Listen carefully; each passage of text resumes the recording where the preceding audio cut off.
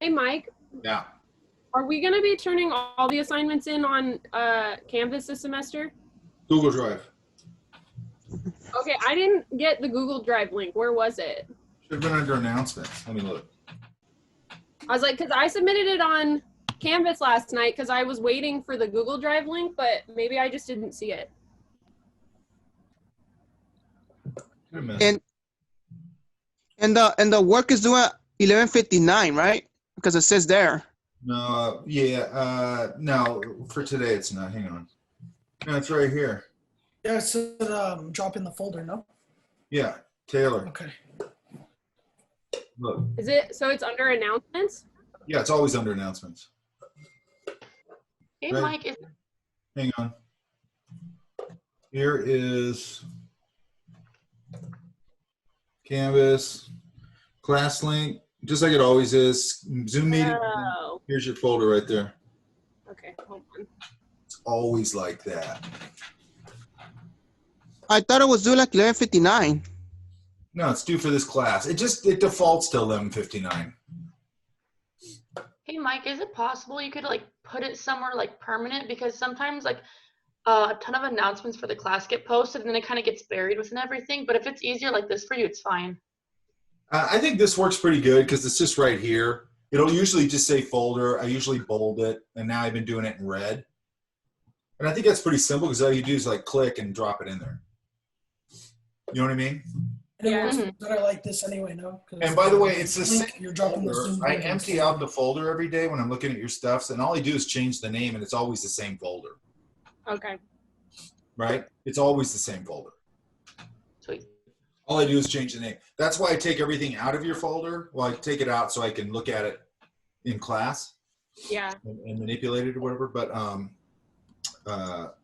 the other side of that is I end up emptying it out. I put it on a drive, and then I just rename the name for the next class, and then I just use the same folder. So it's always the same folder. Okay. The only thing I'd say is like don't drop anything in there for like the next class unless I've already changed the name. Yeah. Or if it's empty, it doesn't really matter. But I don't want to get them mixed up with something from another class, right? And you know Taylor's the same way we did it last term. I know, but when you did it last year, I was like waiting for it to come out, and so my brain like didn't register that there wasn't like a link, so I wasn't looking for just like something that said, oh, go here. I had the same problem in my drawing class yesterday. What class? I'm taking basic drawing with Carla. Ugh, okay. I'm not the most excited at this point. Hey, Mike. Yeah. It's me, David. I submitted my homework last night. I've never, this is my first semester with Fullerton, and I did it not like what you're saying, but through the assignments or whatever. So Yeah. I'm now here at the thing, like you're saying with the folder drop link. Do you want me to submit it as like a folder or just individual images? How do you want it? Usually if it's a lot of images, it's better to do it as a folder. Just put in a folder with my name. That's in what the I do, folder? yeah. Now at this Okay. point, like after half an hour before class, I don't download them anymore. I go over whatever I have at that point. Okay. But these, it's the first one, so I can't download them right now because we're in the middle of class. But we'll probably it's probably going to take me a while to get through these this time. And since it's the first one, I'm not going to penalize everybody about it, but I do want to make the point that get them in there by 4 o'clock, right? Mm-hmm. From here on out. Yeah. And then what I want to say is, so this class actually technically starts at 4:15, or yeah, 4:15, and I rounded it to because you can't do 15-minute increments on Zoom. Mm-hmm. So do you guys want me to round it to 4, or you just want me to leave it at 4:30? Doesn't matter to me. 4:30. 4:30 would be more easy. Oh, okay, that's fine. Yeah. It doesn't matter to me one way or the other. See if I care. If I care. I like that attitude. Yeah, Mike. Keep it up. It's week 2 and I don't care anymore. All right. So let's just go over these because I have a feeling it's going to be sort of the same. I'll break this up over today, and oh shit, we only meet once a week, huh? Yeah. Yeah. Let me see how many I get through. Okay? Because like last night, it was our first night in illustration, and I didn't even get through half of them. Okay. I have a, Go ahead. yeah, it's me, Gabrielle. I missed your class last week because I couldn't find the Zoom link. Is it too late for me to take it? Should I try again next semester? I don't know if I can keep up. 'cause Are I you don't- registered in this class? Yeah, I am. Huh. Did you My miss name is the Kat meeting? Truck, though, but I go by Gabrielle. What's the name? My name is spelled Thanhtruc. How do you pronounce that? I'm Trip. Huh. I don't go by it. I just go by Gabrielle. I send you a message. Because this is my second semester. My previous teachers, they send me a Zoom link like at the time. So I didn't know. I didn't get anything from you. So I didn't know you're gonna have a class. It's under announcements. You know. It's on Canvas. It's under announcements, and that's why I say the first day. It's like have your notifications turned on. Yeah, I missed the first day. Oh, so you missed 2? You have one class. This is my first class. Yeah, I don't know. I don't know about that. Yeah, because my I other mean, the professors. rule of thumb is it's in the syllabus. Like you miss a class the first 2 weeks, you're done. You know what I mean? Oh, did you have just one class so far, or 2? Yeah, I guess so. That's according to Taylor. Yeah, that makes sense though. I keep thinking this is a 2-night-a-week class, and it's not. It's 1, which Oh, is super weird to me, but it just is. So I don't know, because I think I don't know. I don't know about that. I mean, at least you're registered, so at least you did that, but you missed the first class, right? yeah. Yeah, I'd probably do it next term. Let him in. I'm not teaching it next term. I don't think. I think Marshall is. So I don't know what that's going to be. Yeah, I'm sorry. I was just using the Zoom link in my email like a couple of days ahead of time. Yeah, I put it yeah. under. It goes. If you're not on my list, like if you're on the wait list, I sent out an email to everybody on the wait list, and I go, "Here's how it's going to work," because they're not on it, so that I get. And I sent them an email. But everybody else just goes. They get it through Canvas under announcement, right? No, I didn't. I use announcements for everything. Like if I'm going to link to an artist, I use that. If I'm going to link to a tutorial, I use that for everything because I like it. It's just a hub for everything in the class. Okay. So Right? yeah, maybe I'll just take this because I already missed one class. Okay. So I don't know if I'll be able to keep up. So I might just take Okay. this next semester. Okay. I think Marshall's teaching. I know I'm not. Okay. Thank you though. All right. Thanks though. Thanks for talking to me about it. Okay. I'm gonna get through. Let's see what we can get through. Okay. This is usually gonna be what do you call it? We'll see kind of the same problems usually in this because we've got to get a starting point with this idea of because this is cartooning. It's not head drawing. It's not figure drawing. It's cartooning, right? Right. So a lot of this is going to be, let me see, is going to be sort of, I'm trying to get you guys to drift into kind of more design thinking, because really to me, cartooning starts to become design thinking. Mm-hmm. Hey, Mike, I'm going to screen cap this thing a little bit. Go ahead. I'm curious. I got an announcement for Saturday's sketching and animating illustration class, and the link was for Friday. Is the class moved to Friday or? No, you're in my Saturday class? Yeah, and I got a link to your Friday's class. For Zoom? Yeah. That I screwed up. I'll change it. Okay. For sure. And Thank I you. know that's super confusing because they both have the same name except one's traditional. Yeah. I know, I get it. Yeah, Yeah. I'll fix it. Actually, I need to write that down or I'm going to forget. Yeah, I had to ask at the beginning of class. I know it's not about this class, but I knew I would forget if I didn't ask you. Yeah, and I'm glad you told me because I didn't know that. And For sure. it's weird because like I wouldn't change a class date unless there was some reason for it, and you guys all agreed on it and all that kind of thing. Yeah, but that's so- why I was like, did I miss something or was it in a mass email? Yeah, I well, just everything's wasn't aware. confusing right now because it's online. So then they go, "Oh, you can change Right, class date," and say, "No, I can't." right. And I was like, I got to know so I can move some things around in my schedule just to be. No, I was like, Saturday. It's always Saturday. If I do, for sure, that's what I figured. if I do that, it's just because I screwed up. All right, cool. Hey, Mike, Thank you. Yeah. what about the sketchbook? What does the sketchbook do?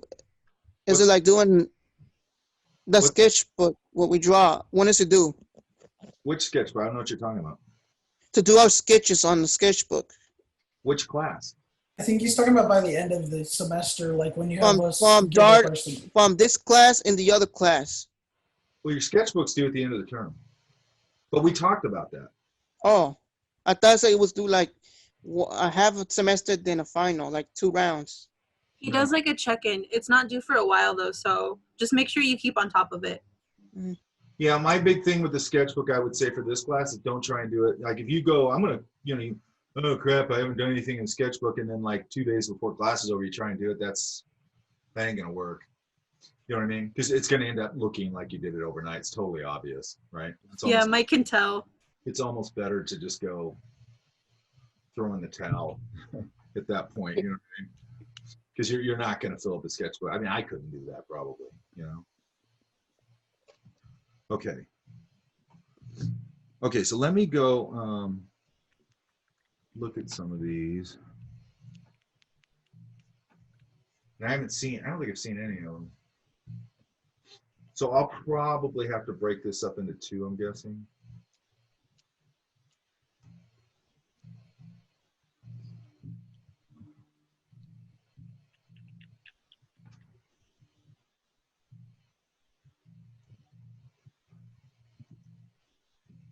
Oh, Jesse, you did a bunch of them. You there, Jesse? Yeah, I'm here. You still in, I know it's a stupid question. You still in Cleveland? Since midnight for me last night, yes. Still in Cleveland. But actually, I'm trying to figure out, I think I'm coming back soon, but we'll see. It's a different pandemic out here. It's nice. Say it again?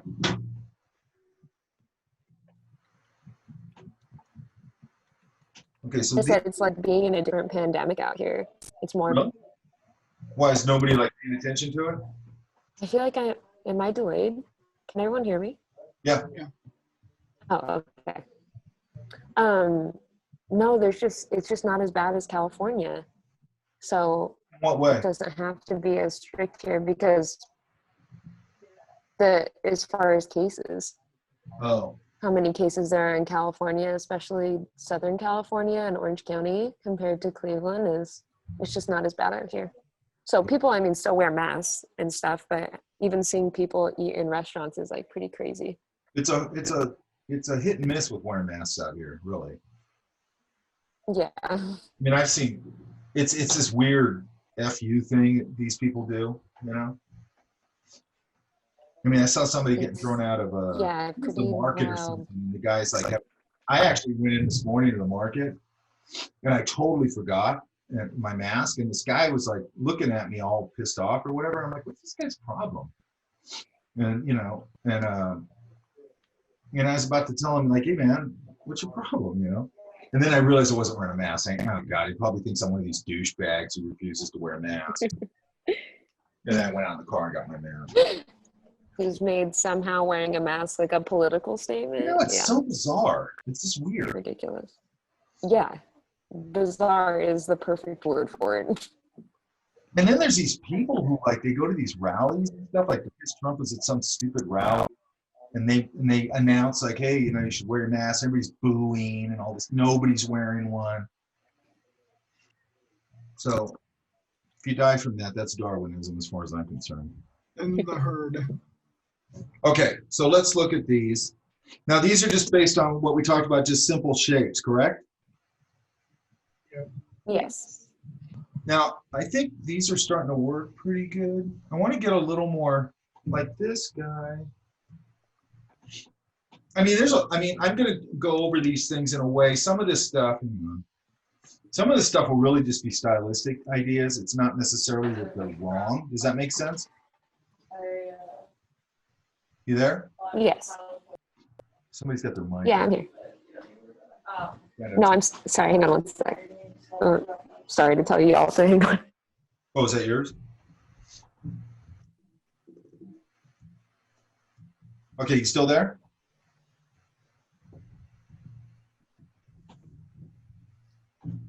Yeah, I'm here. I'm sorry. There's just a lot of people in the space that I'm in. I'm just moving to a quieter space. Okay, this gourd shape usually works pretty good when you're using here.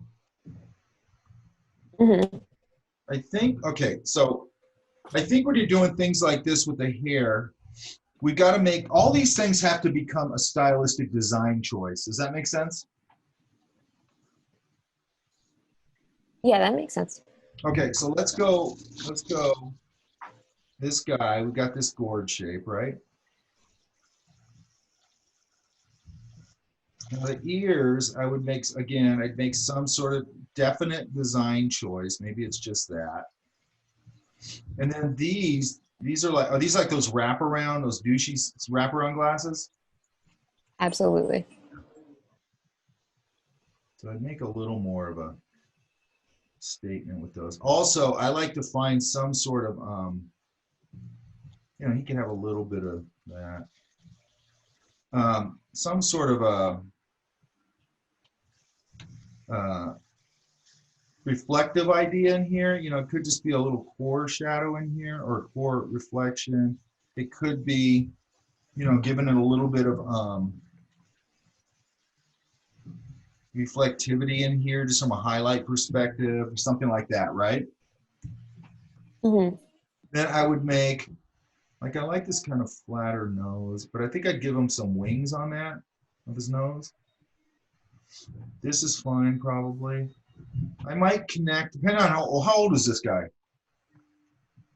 Do you think? Maybe 50? Okay. So it could start to be, I like this little shape here. This could start to connect to this. If you're a little older, this will start to connect. Does that make sense? Mm-hmm. Now you can also maybe do it. So I'm always looking for anything I can use as a design element, okay? So it could be, because he looks like he might have a goatee. It could be a goatee idea, but I do it, you know, very graphically and sort of tie it together as just a shape, okay? And then what else can I do here? I might, and I don't care if we put tone on this. I tend to give the nose a little bit of tone, partly just because I want to, because the nose can get some tone, but partly also because then I can come in with my eraser and I can highlight, I can rip out a highlight a little bit. Let's go to 100%. Okay, there we go. Okay, does that make sense? But this hair thing, I think his head's a little too narrow. This hair thing, I got to make some design decision here, right? So is it like that scraggly? I want these sort of design. Does that make sense? Yeah. So, Not as random. yeah, not as sort of like, they can be a scribble language, you know, but even a scribble language, like if we're going to do something like this, is this like curly hair here? Yeah. So if I go, okay, it's like, let's say it's a little bit fro-ish, curly. Now, there's nothing wrong with keeping this, you know, sort of this idea, just that basic shape, okay? But let's play around with it a little bit, you know. And then this idea, this is fine. I think these are pretty good ideas. It's giving somebody the side eye. I could make a bigger statement here. And if I did this nose up here, I might change this one up a little bit. So I might go, he's got a narrower nose. Maybe I'll give him a little bump there. Right? Mm-hmm. Now we're going to do this thing again. So what I'm concerned with, he has no ears, so I might drop his ears down here so I can see him. Maybe come up with a different solution for these ears, just from a graphic perspective. Okay, and then he's got this crazy beard thing. And let's go, hang on, I got to take him. Yeah, I'll just do it here. And then I'm going to go, okay, he's got this hair. And I think I'd go bigger, just to have a bigger shape. You don't have to, that's fine. Now, you could develop a scribble language here for this whole idea, but I do it, it's sort of a controlled idea, okay? And what I'm gonna do is what's gonna make it work is sort of the density of it. Does that make sense? I don't know if that makes any sense. Yeah, that does. Okay, so I'm gonna say the light's like right there, okay? So I'm gonna get this kind of little, it's a controlled scribble language because depending on how tight his hair is, you might just see texture from a distance, obviously, right? Mm-hmm. So that's sort of what I'm relying on. Okay, I'm gonna go lighter. I'm just gonna sort of even it out here.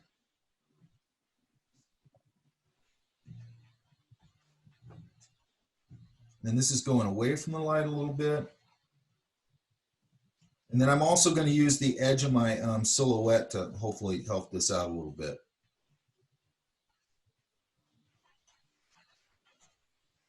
And then maybe we can find another way to solve it, and we'll just look at that. Okay, so I've got sort of a density of curl here.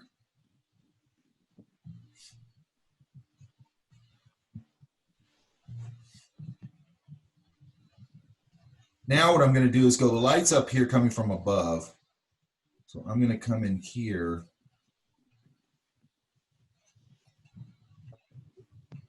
I'm going to darken it away from that light, especially over here because it's really going away from the light.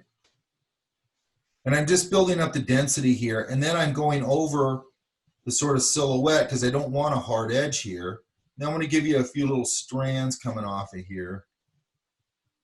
Because it's not going to just end. And then I'm going to go in here and get a little more. And I could go way less on the light part if I want, but I'm kind of going to a denser dark. So I think it'll be okay.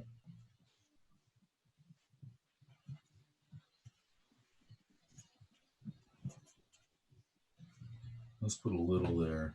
And then he's got the same kind of, I want to give this maybe that. I'm going to see if this works.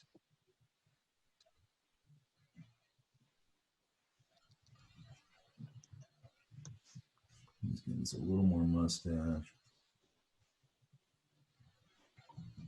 He looks like my cousin, actually. His face looks like my cousin.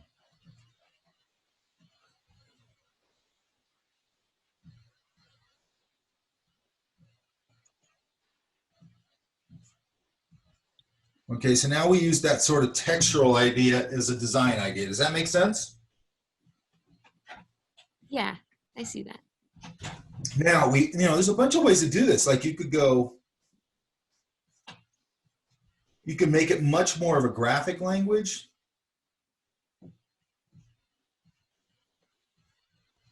Let's put the same nose in there, basically. Where this idea up here could become, just literally this little curl pattern. Where it's just a real, what do you call that? Super graphic language. Does that make sense? Like a spirally kind of idea. Does that make sense? Yeah. Because really what we're looking for here is we're looking for sort of graphic solutions, right? Mm-hmm. Now you can keep elements of anatomy in here. Like I was going to talk about this guy, if we wanted to do that, we could put his ears a little more normal shaped. We could pull in that little bit of a zygomatic arch. Depending on how old he is, maybe we could put a little of that, a little bit of that indication that if he has a ball in his nose right here, that little unit. Mm-hmm. I might put that little indicator up there. And then, how do I want to handle the eyebrows? There's a million ways to do that. A million ways to do everything, actually. Make these a little darker. And then I could maybe do something different with this. There's a guy, let me show you this guy.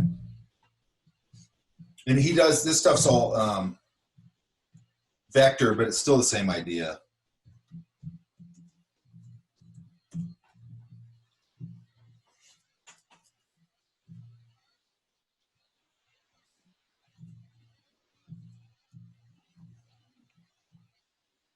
like, let me see if I can find one. There's one that's perfect for this. I mean, I love like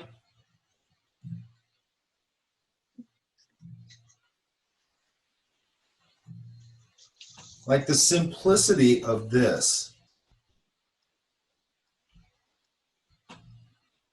Like, look at the hands. They're very like super designed. Does that make sense? Mm-hmm. Right? And the way that this big triangle is the whole body and everything, the whole torso and the head, right? Yeah. Which I love, right? Now, I'm not saying you have to do it like that. I'm just saying we're kind of I'm trying to push you into sort of graphic shapes right now, only because I got to get people out of just sort of realism, right? Mm-hmm. You know, it reminds What me. happens? Go ahead. I was going to say it's very UPA. Yeah, it's a very sort of clean version of UPA. Right. But he has. There's one in here. I can't remember where he keeps it at. You know, another one. I mean, I love these. He's just a really good designer, man. And my guess was with him is always that, and I don't know, is that he came out of graphic design because he's got this really strong sense of shape and design and simplicity. But he uses a lot of let me see if it's on his website.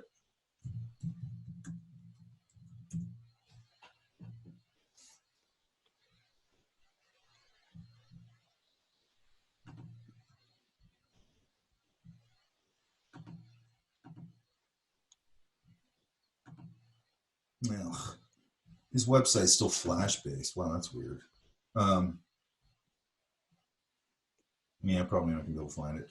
He's got things in here that he uses really standard tools. Like I love the way he indicates the hair on the arm just as these swipes, where the chest hair is just a little curly Q. He's got one where he just used the standard. That's what I'm looking for. He just used the standard swirl tool in Illustrator and just repeated it over and over again to get like a curly hair or whatever, right? There's another guy who, and I'm going to the other extreme here, okay, of really simple shapes, okay, because just for a while, and I don't care, that's cool with me, is if we go down, as we go down the line, if you want to start adding some like anatomical references in there and all that kind of stuff, that's cool, okay, but I got to start here. Does that make sense? Yeah, absolutely. I want to get more comfortable with using shapes this simply. This guy's a monster. Hang on. Another vector guy.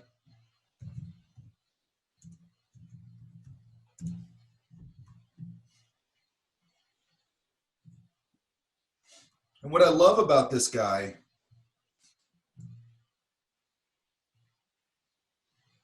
oh God, I hate Pinterest. Hang on.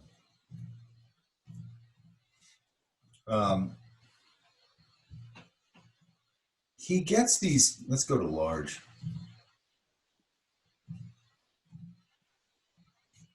He gets these great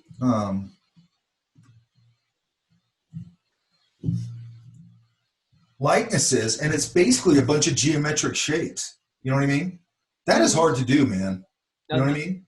Like I can sit down and throw down a caricature of somebody, but taking it into this place is tricky. Okay? Yeah. And it's his whole trip. Like he does I always get it wrong. It's a B, not a V. I always get that wrong. Hang on.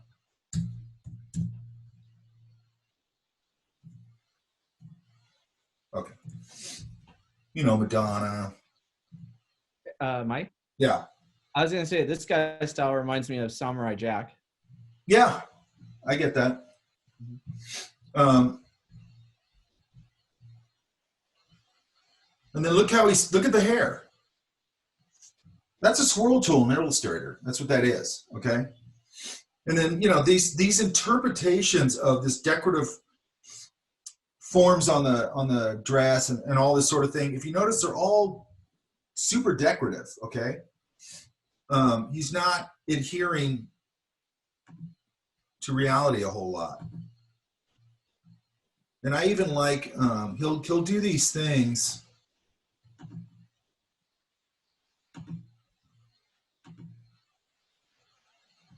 Like this right here, just this alone. This, the way he transitioned it, his hair hitting the light, right? Uh-huh. That's also a standard tool in Illustrator. And usually I always tell people when I'm teaching Illustrator, I go, don't use the standard tools in there. Use them like that. Go for it. You know what I mean? Mm-hmm.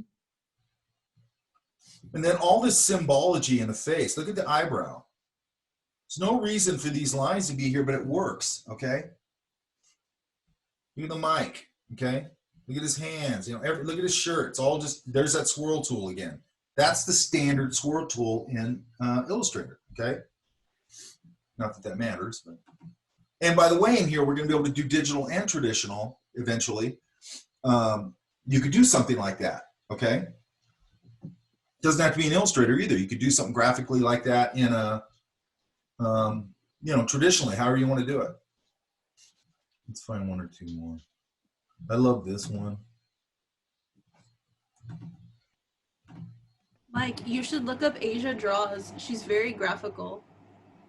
This one is a, yeah, send me the link. Van Gogh, right? Anyway, so he's built a whole career out of this stuff. Patti Smith, I love this one. That's incredible. You look how cool that is, man. Like, I think that when you can, and we'll get into caricature more later, when you can reduce somebody down to that minimal, and this is pretty abstracted, and you're like, I know exactly who that is right off the bat. You know what I mean? And this guy does it with everybody. So he's not always going after, because I always tell people when you start doing caricatures, like start with people who got big handles on them, you know, so you can get a handle on it. You know what I mean? This person, he has to illustrate whoever they hand to him, because I think he does a lot of work for like probably like Entertainment Weekly and all these entertainment magazines and who knows, blogs or whatever. Okay. But the way he zeroed in on those eyes, man, it's like, that's her. Okay. Mm-hmm. Look at Stevie Wonder.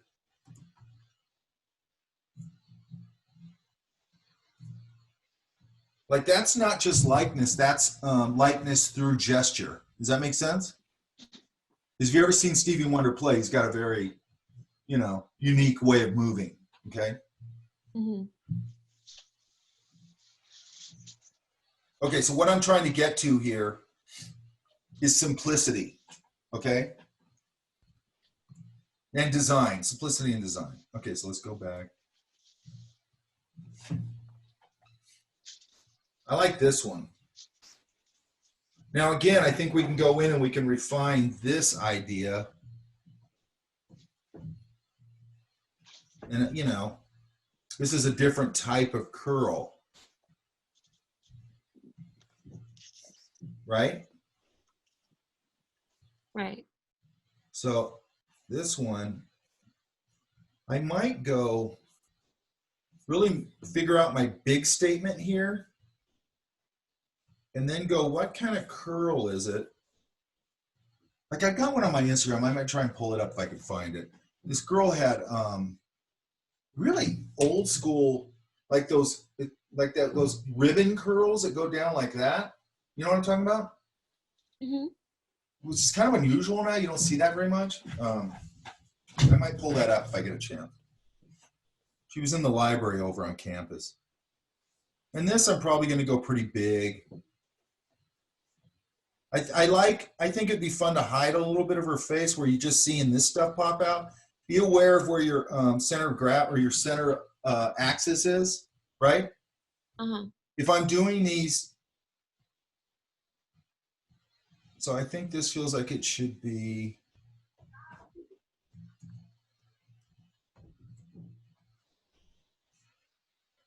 more there. Does that make sense? Oh yeah, that looks way better. And by the way, these are roughs. Who cares, right? Is she singing? Yeah, I think so. I feel like her hair fits the mood that she's singing. This one was just from my imagination, not from a picture. I'm fine with that. I just wanted you guys to start building, you know, graphic shapes on simple graphic shapes. Mm-hmm. Right? I like this a lot. I like the way you did the mouth, the way it does this. That's great. Thank you. What's that girl's name from Alabama Shakes? Brittany Howard. Brittany Howard. Hang on a minute. I was thinking the same exact thing, but I didn't know her name. I'm giving her But a it little has bit like of the that. same thing. And then I might go,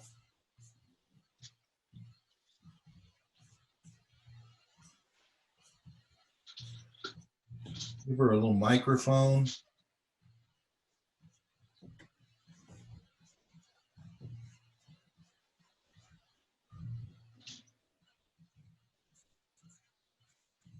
You know, you could even have her hand around it. And maybe a little of this.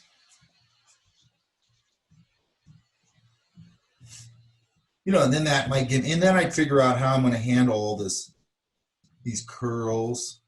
And I might have some of them kind of come off and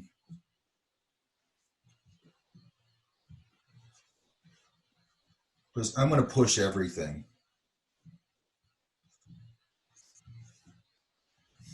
Figure out all this.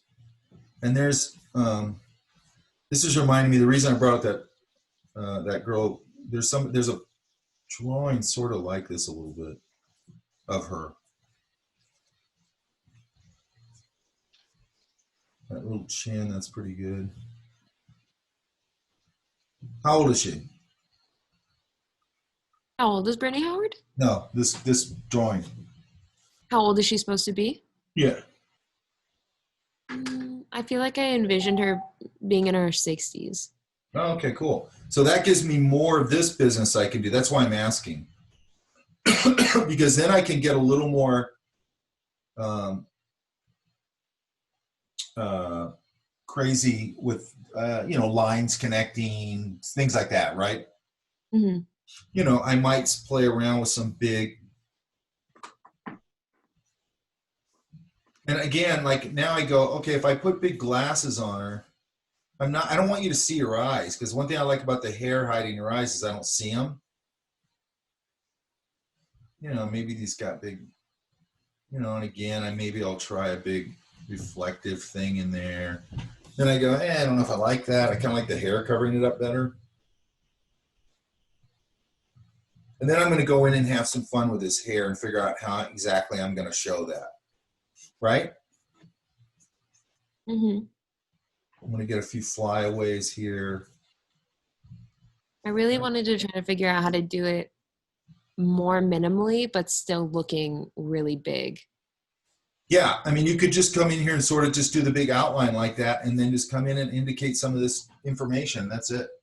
Mm-hmm. But the best solution is kind of like, and I know he's going all the way to the other extreme, is sort of that Lobato guy where, you know, what's a graphic thing I can think of, right? Mm-hmm. I mean, the nose is a graphic shape. That's a graphic shape, right? So I can extend that into the hair, right? Oh, yeah. I didn't think of that. You can extend that idea of graphic shape into everything, okay? That's why I like to show that Lobato guy, because everything he's doing is a graphic shape. Nothing's really about, I don't know, life drawing or whatever. You know what I mean? Even though I'm sure he did all that, and that's why he's good at this. You know what I mean? Mm-hmm.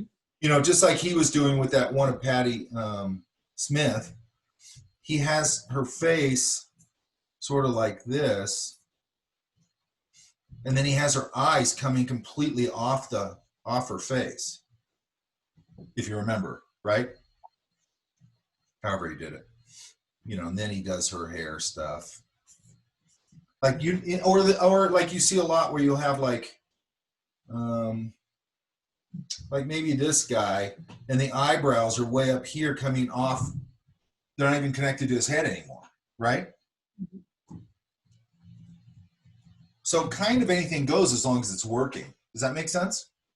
Absolutely. And then even this guy, and I'm just, on some of these, I'm just pushing. I'm not saying they're wrong or anything. But I always look at this and go, okay, I like this overall shape. I might push that brow a little bit. I definitely might push his glasses. I might make him something fun. I don't know what yet. See a little more of them on the other side. Like one thing I'll do with glasses, have them bump up right there. You know, they do this. Like that. Mm-hmm. I'll just do that just to make the shape a little more interesting. Then I'll have them pop out behind his ear sometimes. Now this, I probably come in and make a decision. Like that maybe. And then I like this. I like that I don't see his bottom lip. And this, maybe I'll pull that a little further, not really a whole lot. You've already kind of exaggerated that. And then this I might soften up a little bit. I don't know, actually I like yours better. I'll take that away. This, he's older, obviously, right? Mm-hmm. So he can get a little bit of that. You're starting to indicate a little bit of a jowly thing. That jowl thing is connected to this line. Does that make sense? Yes. So as you get older, you guys are young, you don't have a lot of that. And then it starts to get more noticeable. Then it connects to your mouth. Then it starts going down a little bit more. And then you start getting this whole unit starts to look like a ventriloquist dummy. And then it goes down even more into that little bump that's your jowls right there. Does that make sense? Mm-hmm. Okay. So I might be able to indicate a little bit of that. I don't like it too connected. That's a little too connected. You know, I don't know. Maybe he's got some hair on his chin.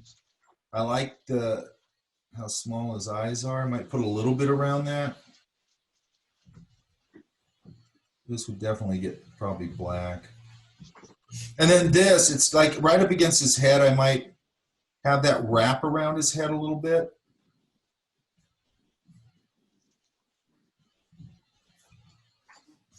If that makes any sense. Might give this some sort of graphic shape. Sometimes it has that elastic in it. It'll kind of look like that a little bit. Mm-hmm. I just always notice things like that. I might give him a little thing. Maybe I can give him a ball on there. I was just gonna say, give him a pom pom. Yeah. He deserves it. And one way you can do that, you can kind of go, he deserves it. You can kind of do a little bit of that kind of thing. Then maybe a little here. Maybe even put a little bit of value in it.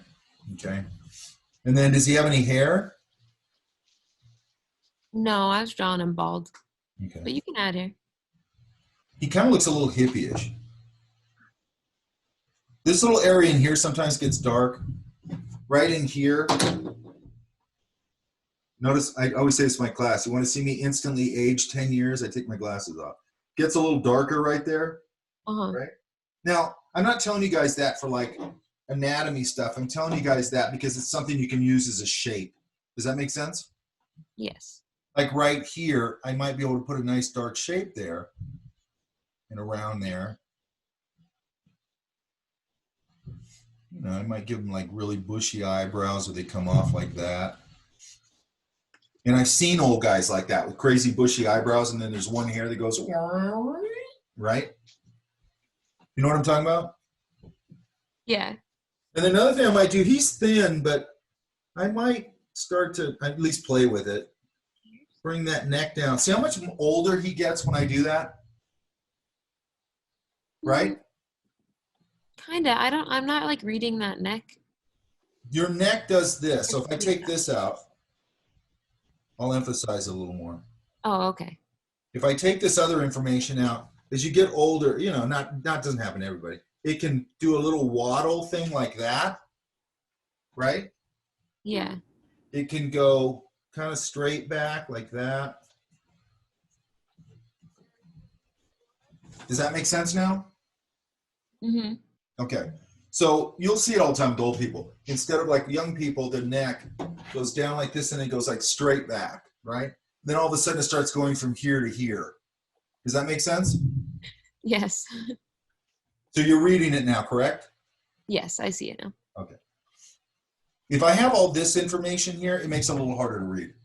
Mm-hmm. Because then I'm kind of making two statements, right? So if I take this out, it'll be a little easier to read. You see it now? Yeah. Oh, yeah. And I feel like that put like 10 years on him. Right. It does. Okay. It does. It's interesting, and I always do this in class. and it's good in this kind of class because you're going, this is important, okay? It's the same thing we just talked about. It's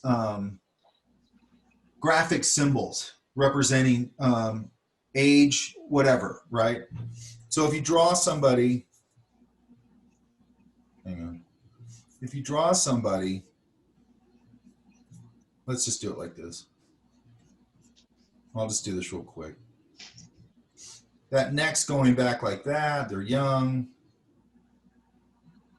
Eyes. Nose.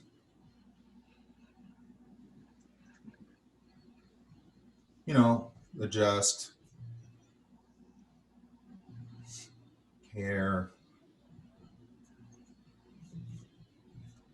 I'm doing this really quickly, but you know, give him some hair,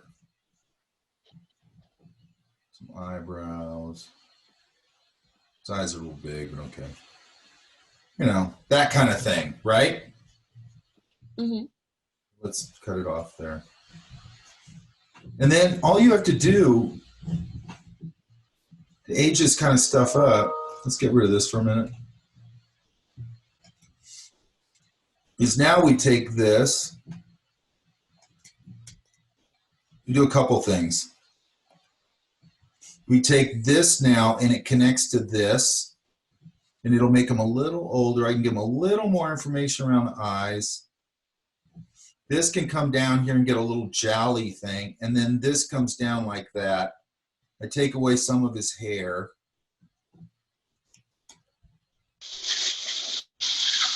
And you see how that's aged him up? Yeah?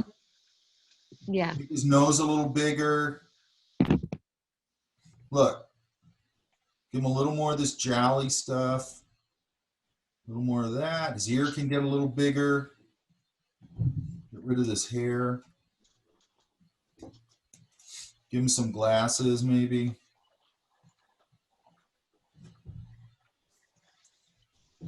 And you see how you can take him from young to old totally simply? Yeah, that was so quick. Yeah, and all that, what did I do? Think about this. What did I do? All I did is I gave a little more information around his eyes. Mm-hmm. I carried this line down and jowled it up. That's that little bump you get right there, right? Which mm-hmm. I probably have, but you can't see because I have a beard. And then I just made the neck go from flat to here. So it goes from here to here. And that's all I did, and took some of his hair off, right? Yeah. And the reason I always do that in class is because what people do with, like, when they want to draw somebody older, they start going in here and drawing like all these wrinkles and all this business and all this like stuff that doesn't really exist. And they think it's all about wrinkles. And it's like, it's not about wrinkles. It's about structure. It's about your structures. Basically, it's gravity, right? Mm-hmm. You're just not as tight as you used to be. You're not as elastic as you used to. And also they'll get this too, by the way. They'll get that little divot right there in their cheek because they start getting a little sunk in there. Okay, even if they're a little heavier, they'll still get that a little bit, right? Mm-hmm. Our young guy now is an old fart. Okay, you know, give him some hair back here, and you don't necessarily have to take his hair away either or anything, right? It'll still work. You know, give him a collar. You know, so you can use that when you're doing this kind of cartoony stuff. You know, I can push this. You see people do it all the time where they push, you know, the little old lady with the little, this kind of stuff, the jowly stuff, and the glasses. You know what I mean? Mm-hmm. And this all ties together, this little unit. And again, there's the neck. So now if I take this and I kind of cartoon it up a little bit and not make it all realistic, and then you can have some hair here, I can start to get some kind of idea of a little guy or whatever, whether he's friendly or not. And by the way that I kind of figured that out, like how that works, is because I draw people all the time, right? So I didn't figure that out because of a book or a teacher or whatever. I figured that out because I just draw people, and I noticed like, oh, it's just like these 3 things that makes people look older, you know? So we could do them that way. We could make them a little more friendly. You know, we could reduce this probably down. Let's see what we can do.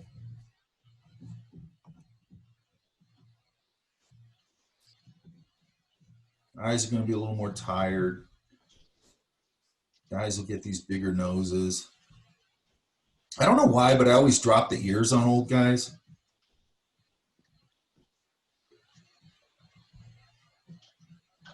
He's skeptical.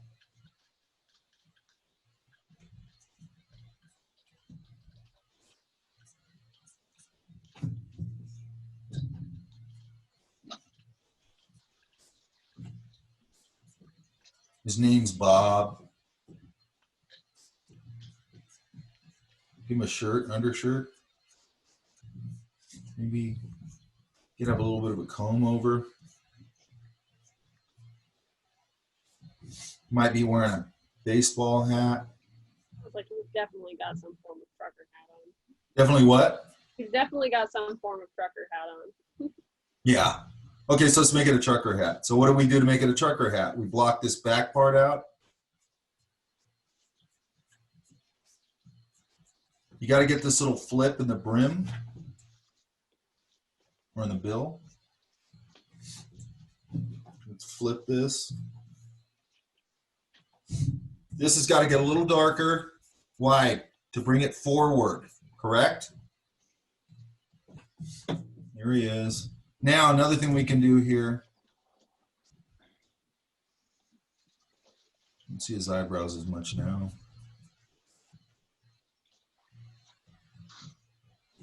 Over on the other side, maybe I can put his other ear in just as a silhouette. No.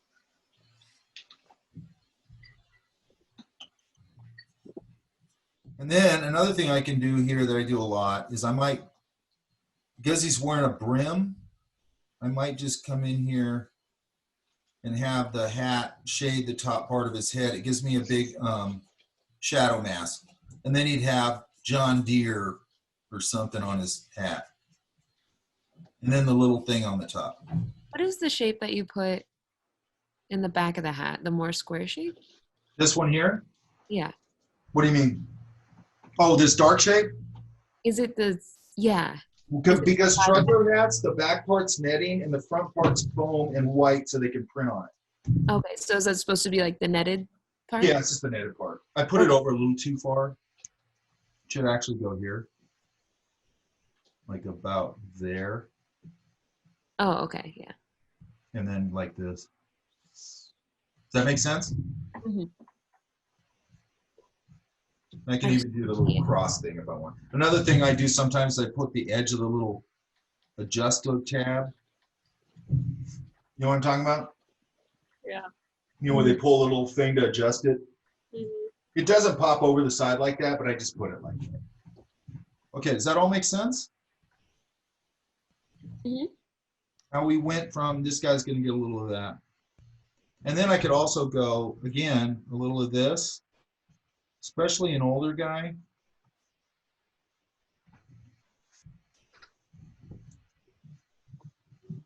And I'll start doing some of these in pencil later on. Give him a little shine on his nose. Then I might go give him a little cast shadow off his nose. A little more here. And then I might go, feels like kind of a country dude, so maybe I'll fatten up my brush.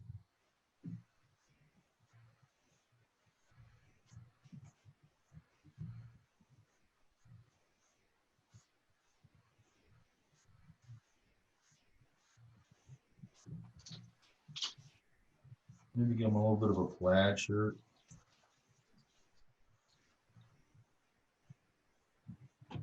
Get a little darker right there.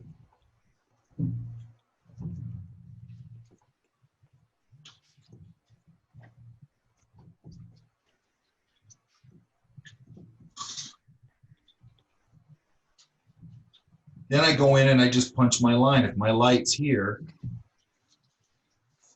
anything away from that line or that light can get a little darker.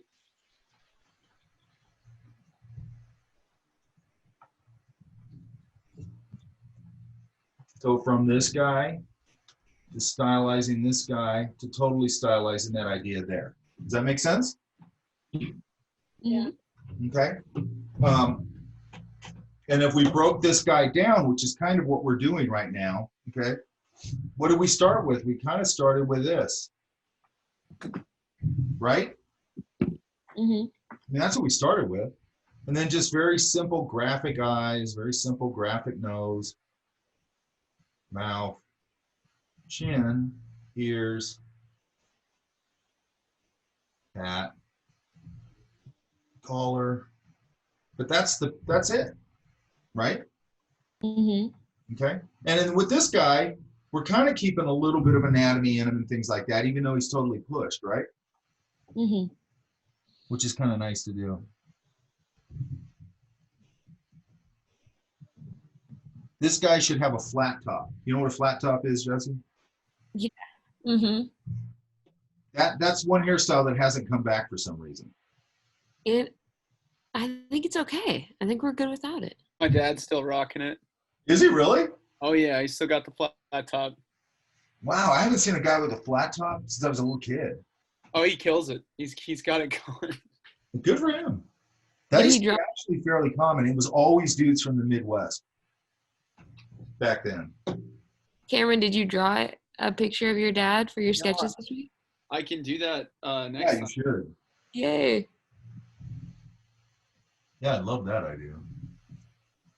He's quite a character in his own right either way.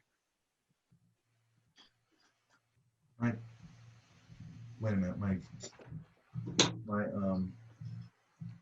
I think my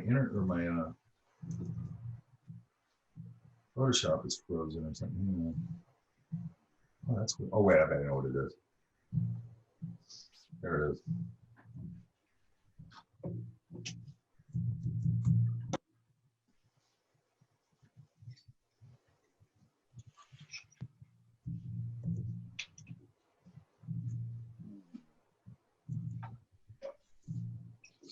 Okay. Point being, the point I'm trying to make here is it's a fairly fleshed out drawing a little bit for a doodle. Is the simplicity of all of it, right? Mm-hmm. Okay. And I like care, even if it's cartoony or whatever. I like little hints of anatomy. Now that doesn't mean you have to like that. It's fine. But I like little hints of it. Like I like little hints of this zygomatic arch right here, and this over here, this, you know, where your cheek juts out a little bit, you know, where the plane of the eye tilts back. I mean, I'm not thinking about it. It's just ingrained in my head. But I do like a little indication of that stuff, even though it's cartoony. Does that make sense? But that's a stylistic choice. That doesn't mean you have to go that way. You can go totally graphic, totally crazy cartoony. That's fine. All of it's fine. Okay? So I don't want anybody to think I'm trying to change them. You know, what I will do is sometimes when a stylistic thing just doesn't really work, and I don't judge that based on my own taste. I just judge that on like, this just doesn't read. It's just not very appealing, that kind of thing, right? Mm-hmm. Now, you could also take a guy like Gary Panter, and I could show his stuff to probably 25 out of 50 people to go, why is he good? You know what I mean? Mm-hmm. Because have you ever seen his stuff? I don't think so. I'm looking it up right now. Yeah, he's I like his stuff, but it's crazy. It's kind of crazy stuff. So was this a riff off the same idea? These two guys? Which one? Yes. I was just trying to simplify it more. Okay, good. That's exactly what I want you to do. Cool. And I like, even like this, like get a little more definition in that nose, however you want to do it, right?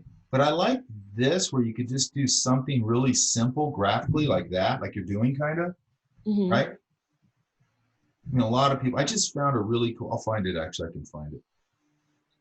Really cool old ad on, yeah, and you're starting to do the little flip thing with that. On, It was an ad for Mamas and the Papas at the Bowl in the 60s, but it's very specific. Somebody was saying UPA. It's very kind of UPA. I just saw it yesterday. I don't know if I'm signed into Twitter.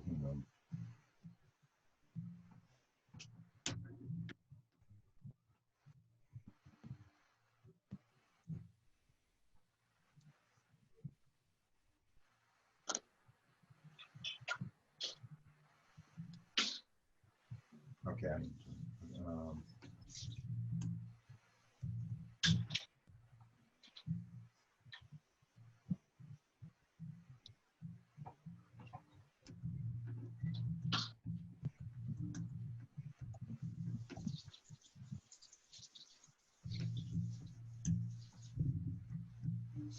Yeah, here it is.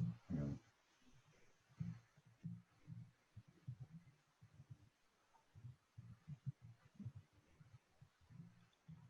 Here it is.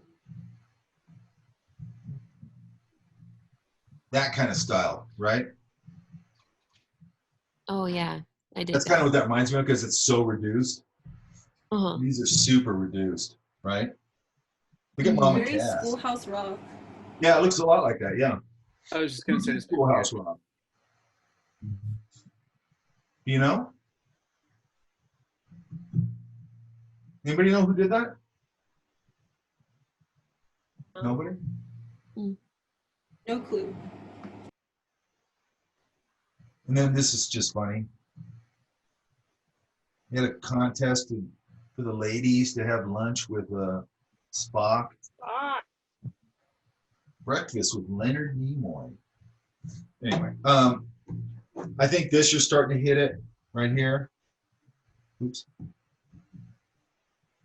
Right? What was that? I think this one you're starting to hit it. Oh, cool. This one, like and this one too, actually. That guy, that's funny. That looks like Jerry Garcia. Oh, it does. Doesn't it? Yeah. It looks like Zach Galifianakis. Yeah, a little of that. Got a little Ron Swanson in him. Who? Ron Swanson. Ron Swanson. Who's that? I don't know who that is. Parks and Recreations. Yeah. Jesse, I'd break up a little bit of this edge a little bit so it's not so uniform. Mm-hmm. I mean, not too much. Might add a dark in here, maybe. Maybe even there. To define. See, I've defined it, his mouth a little more. Mm-hmm. Now, that doesn't mean you have to define his mouth. You might want it, it's just one big graphic shape, and that's cool too. Okay? This up under here is probably going to get a little darker. It feels like it's underneath. And then here I might, I'd figure out, you know, he's got a shine on his glasses. I don't know why none of my whites are going totally white. Oh, there we go.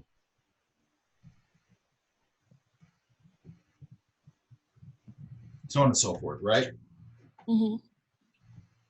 Other than that, I don't have a lot to say about that. Because you already did your work here. So what I was going to do is kind of go through the idea of kind of the idea of what you did here, like simplifying and stylizing, right? Mm-hmm. So the way I simplified it for that one, it reads pretty well, or? Yeah, it reads pretty well. Like just what I said, I might kind of, here's the thing, whenever you're doing this, you got to really make a choice, like on a nose or whatever. Every one of these shapes has to be a very conscious design choice. Does that make sense?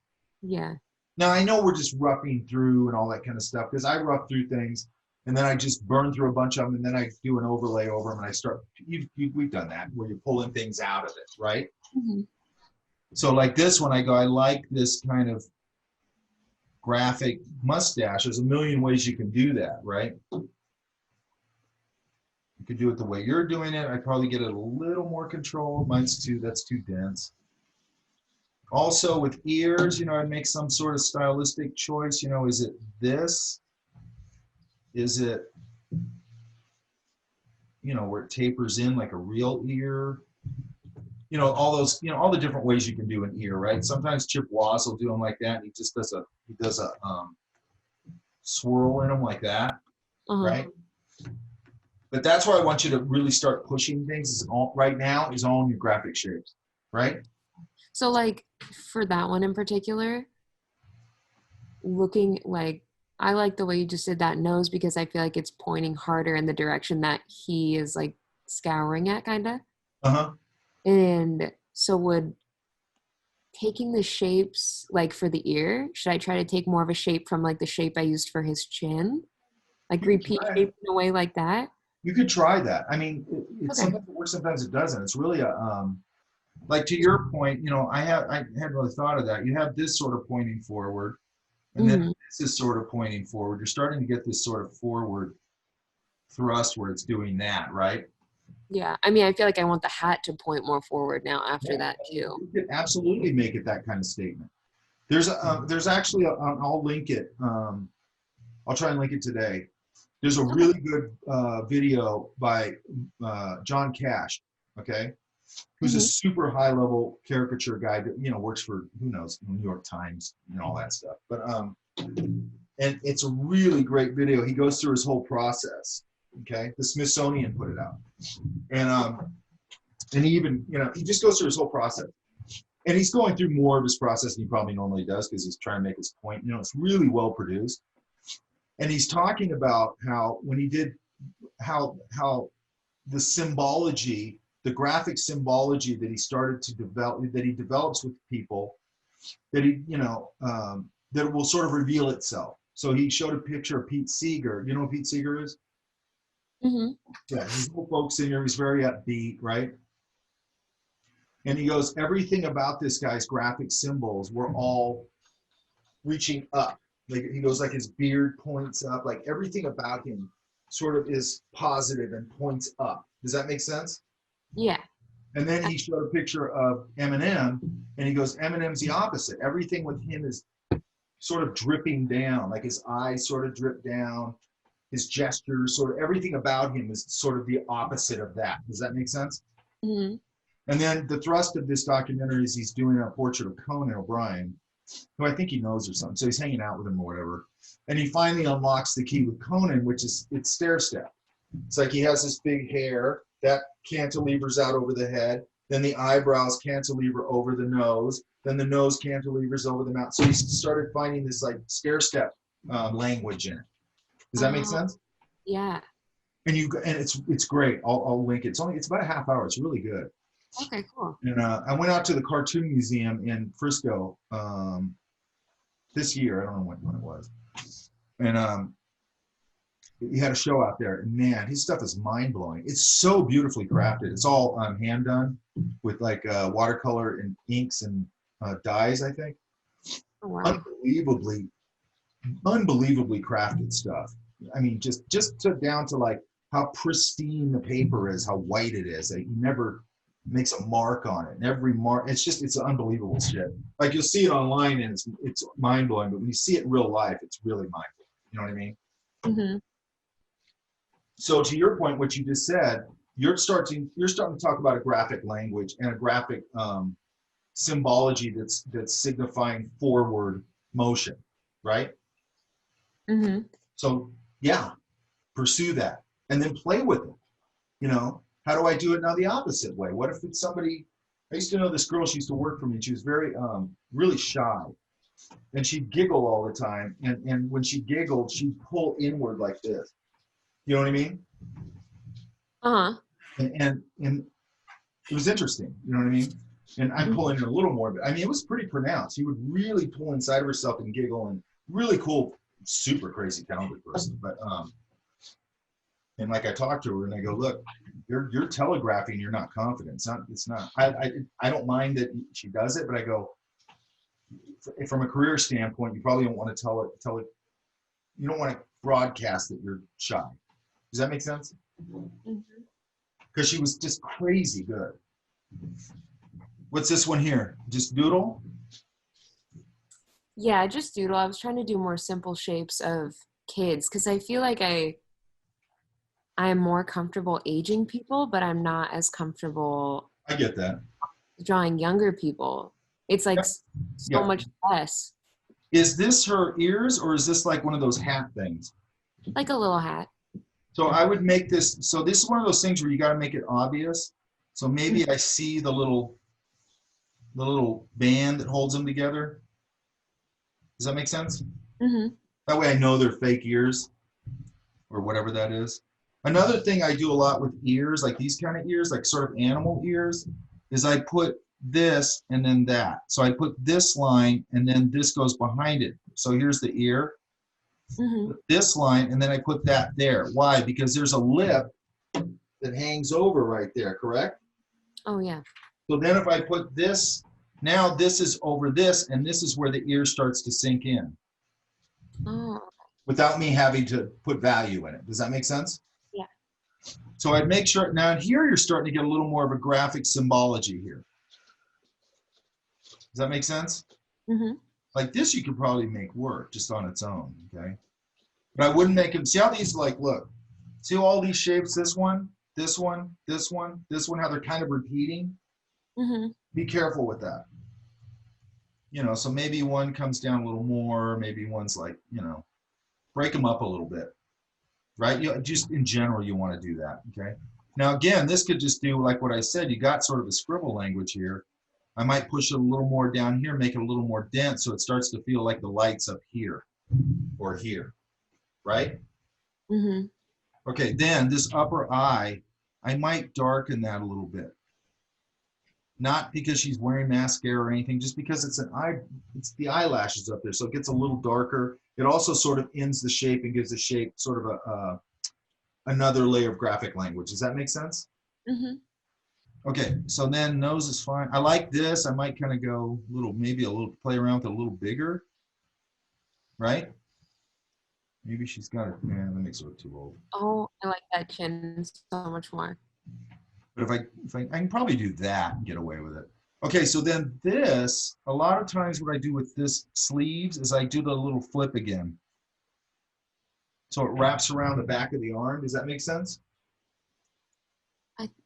I think so. Here's the sleeve.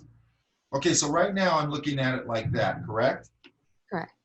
But if it actually rolls around sort of like that and the arm's right here. Does that make sense? Mm-hmm. That makes sense, right? Yes. So I like to get that little flip in there. It's just a little more, you'll see it all the time, especially in old cartoonists, guys. They'll always do that. I'll do the same thing. I could do a couple of things here. Like if she's a little heavier, this could come down a little bit. Or again, I could do the flip thing where maybe it's flipping up like that. And maybe I see a little bit of her belly. Does that make sense?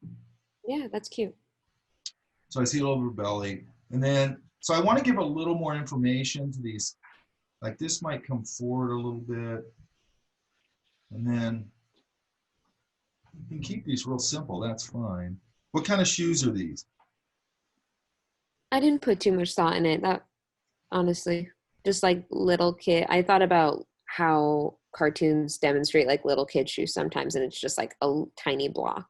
Yeah, you can do that. You know, I might give her socks. I'm just trying to add shapes to make it a little more interesting is all I'm really trying to do. And then, you know, and one thing I do a lot with like hands, not just me, everybody does it. You know, you might find some little, that's not a good example.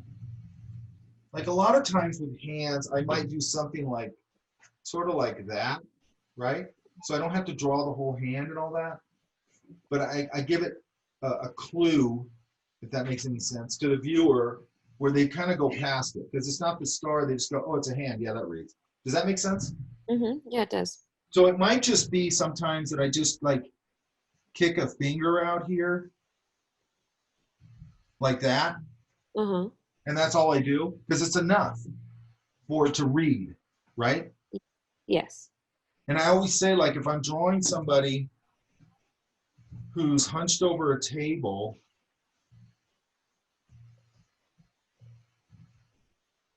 like that, right? And he's hunched over a table, and here's the table, and here's a piece of paper.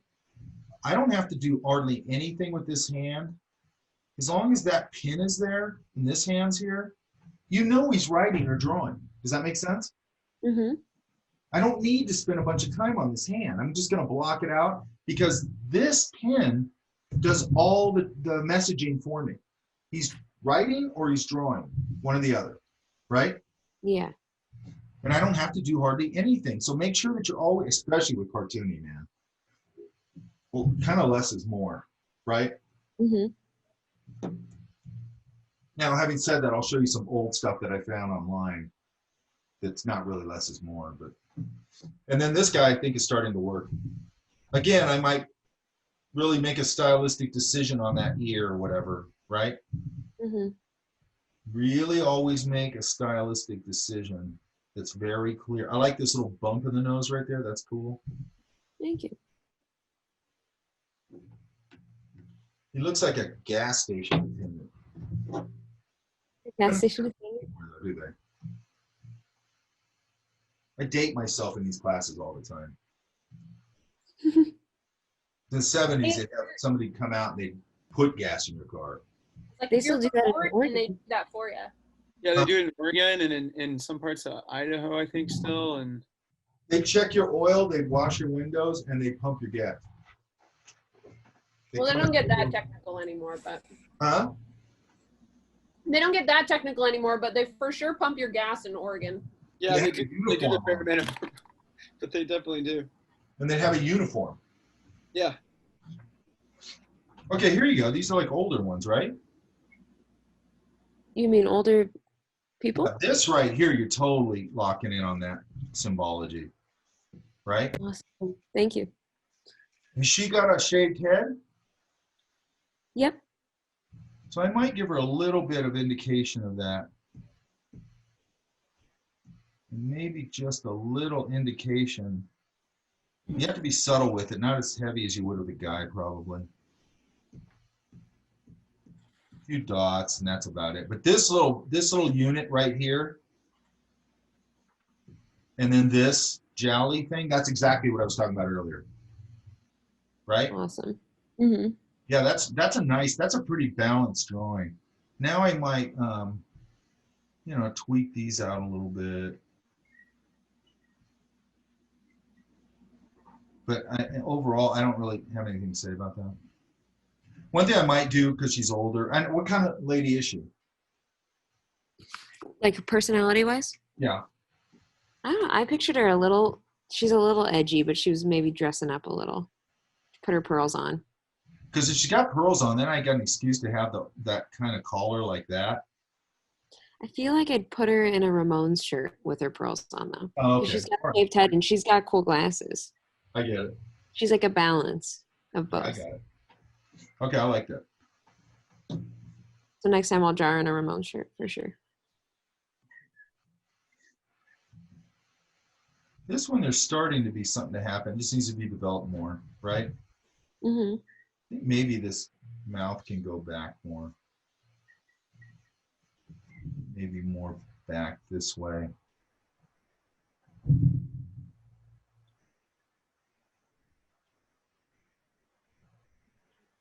You got this nose type going on, right? Mm-hmm. Is he yelling? He's laughing. Oh, he's laughing. Okay.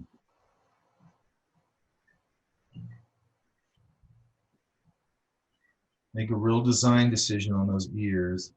Okay. Did it look more like he was yelling? Yeah, it looks more like he's yelling at me. Okay. What would I add to make it look more like he's laughing? Maybe, maybe if these came up a little more. Oh, okay. This one, I think you could really simplify her hair. Make a bigger statement with it. I like this shape. Give her a little bit of a chin. I like the mouth shape.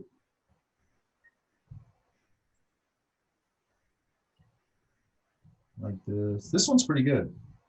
Thank you. Yeah, there's not much to do to that one. I think just make a little bigger statement on the hair and that's about it. Okay. But this is one, see how we can keep the hair really graphic on this one? Mm-hmm. Because you kind of already established that with the way you were doing it. Maybe your neck comes right up into it. That's too much.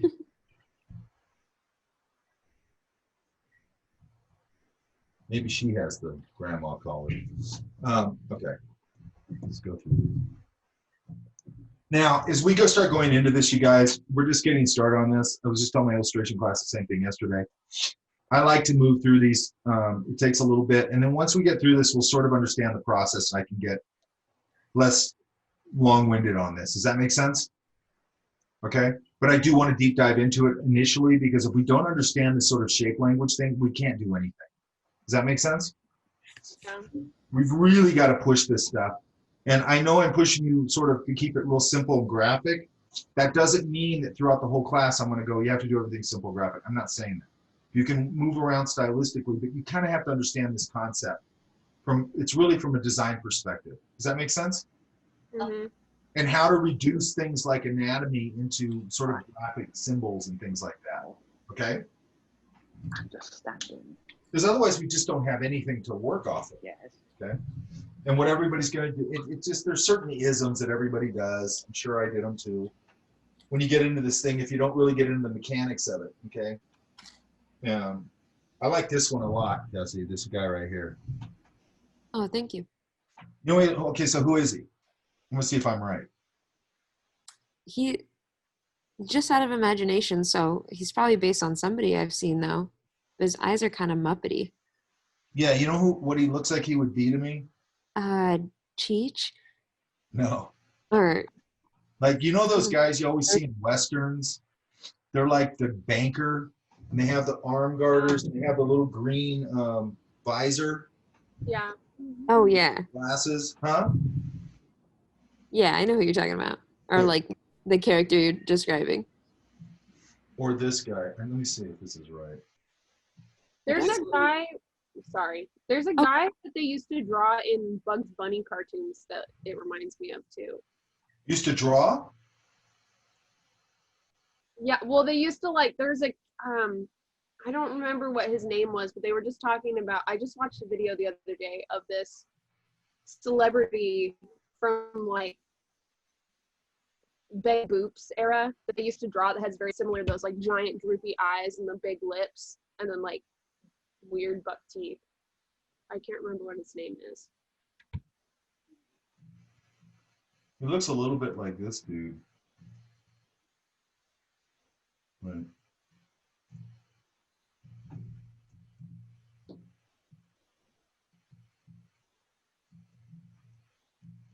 You know what I mean? A little bit. The grandpa, I can't remember his name, but the grandpa from Princess Bride. I don't know his name. I can't remember the actor's name at all. It looks like that. He's probably a little bit of all of these people. Yeah, this is a good start. Like, this is the ones where I have to, like, kind of leave them alone because I want to play with them. And then I'll just get too involved in it. I might put that cheek or that nose wing to bump it up against something. Does that make sense? Mm-hmm. But I don't know. I mean, I'm just riffing. I don't know. Yeah. I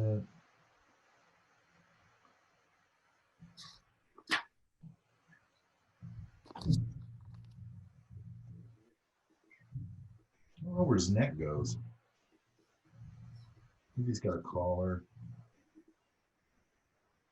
I feel like his neck would kind of like overlap, kind of sink on top of what his collar would be. Just like that, like kind of little bump that goes over the chin. I mean, under the chin. Good. Anyway, that one's already kind of there. This one's fun. Thank you. I like that one a lot. That kind of looks like in the style when we just looked at it, the ones from the bowl. Oh, yeah. Yeah. I like that one. Good. I'm glad. That's like, I want to simplify more and more. Okay, well, that's simplifying right there. Okay, cool. Yeah. Yeah, I like that a lot. Plus, I just like the expression. I like all that. Keep doing more of these. Right. More of these. Are these later in the process? Yeah, I think so. What? Yeah, this is like my 6th page of sketching. Okay. Do you see how they get better as you go? Oh yeah. This one's funny. Right? Yeah. I love that. That's great. That looks very Pee-wee's Playhouse. Oh, yes. You know what I mean? You gave him like a little bully hat. Remember the little bully hats? Oh my god, that's good. I don't know why the bullies always wear those hats in those old shows. They always had that was the designated hat for the bully. I don't know what other kind of hat he can have. I'm on this propeller hat kick, but I don't think that works for him. Maybe like a really tiny one. Yeah, that's funny. Especially if it's over to the side. Or a really tiny cowboy hat. Yeah, so I was just thinking like that. Oh yeah. A little tiny. When I was a kid, I thought shit like that was so funny. Dude, it's still funny. There's something about that, and I know it's just a trope, and it's a part of the language of this kind of thing with a big blocky thing and then a little tiny thing and all that stuff. You know what I mean?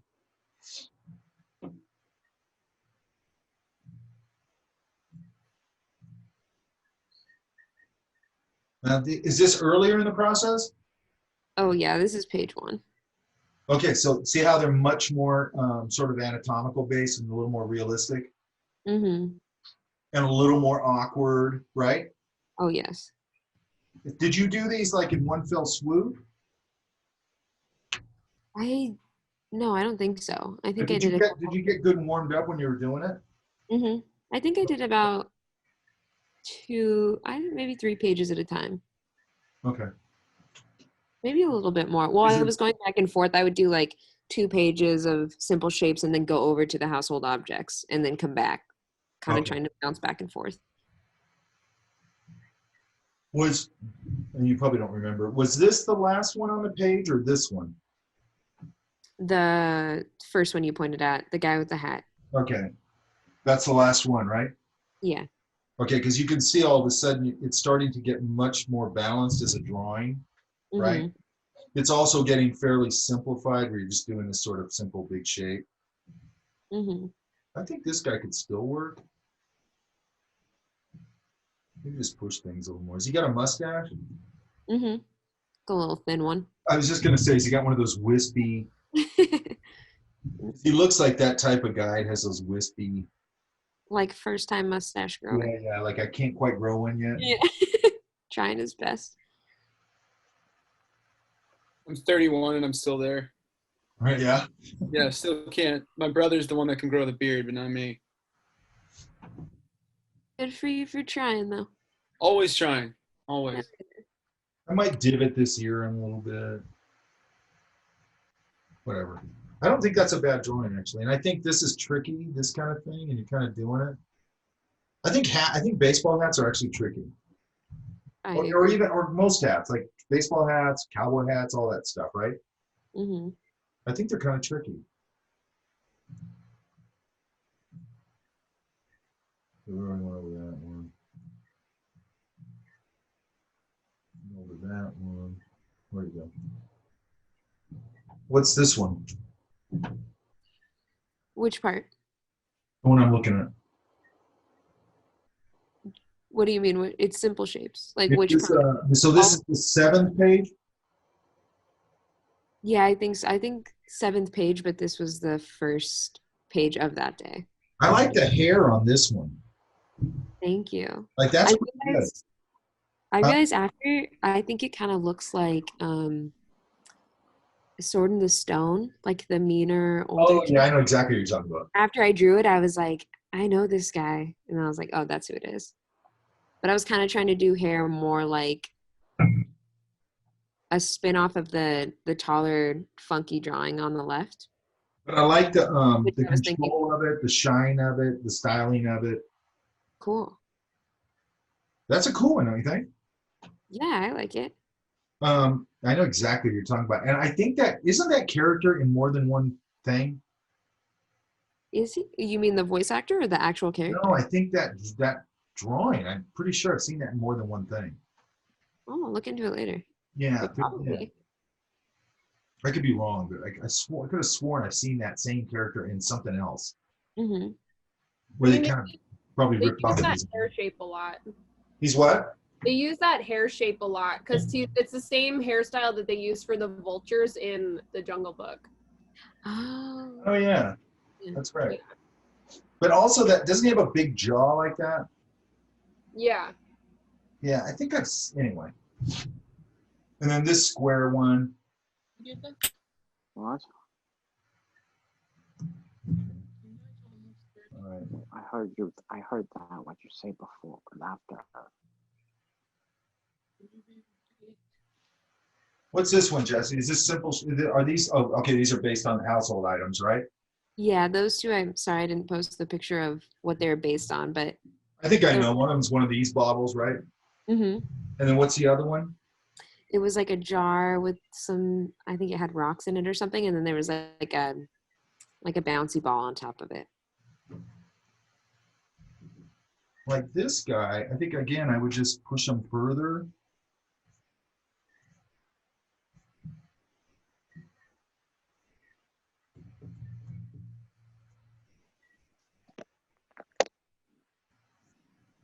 You know, maybe give him a little more sinister eyes.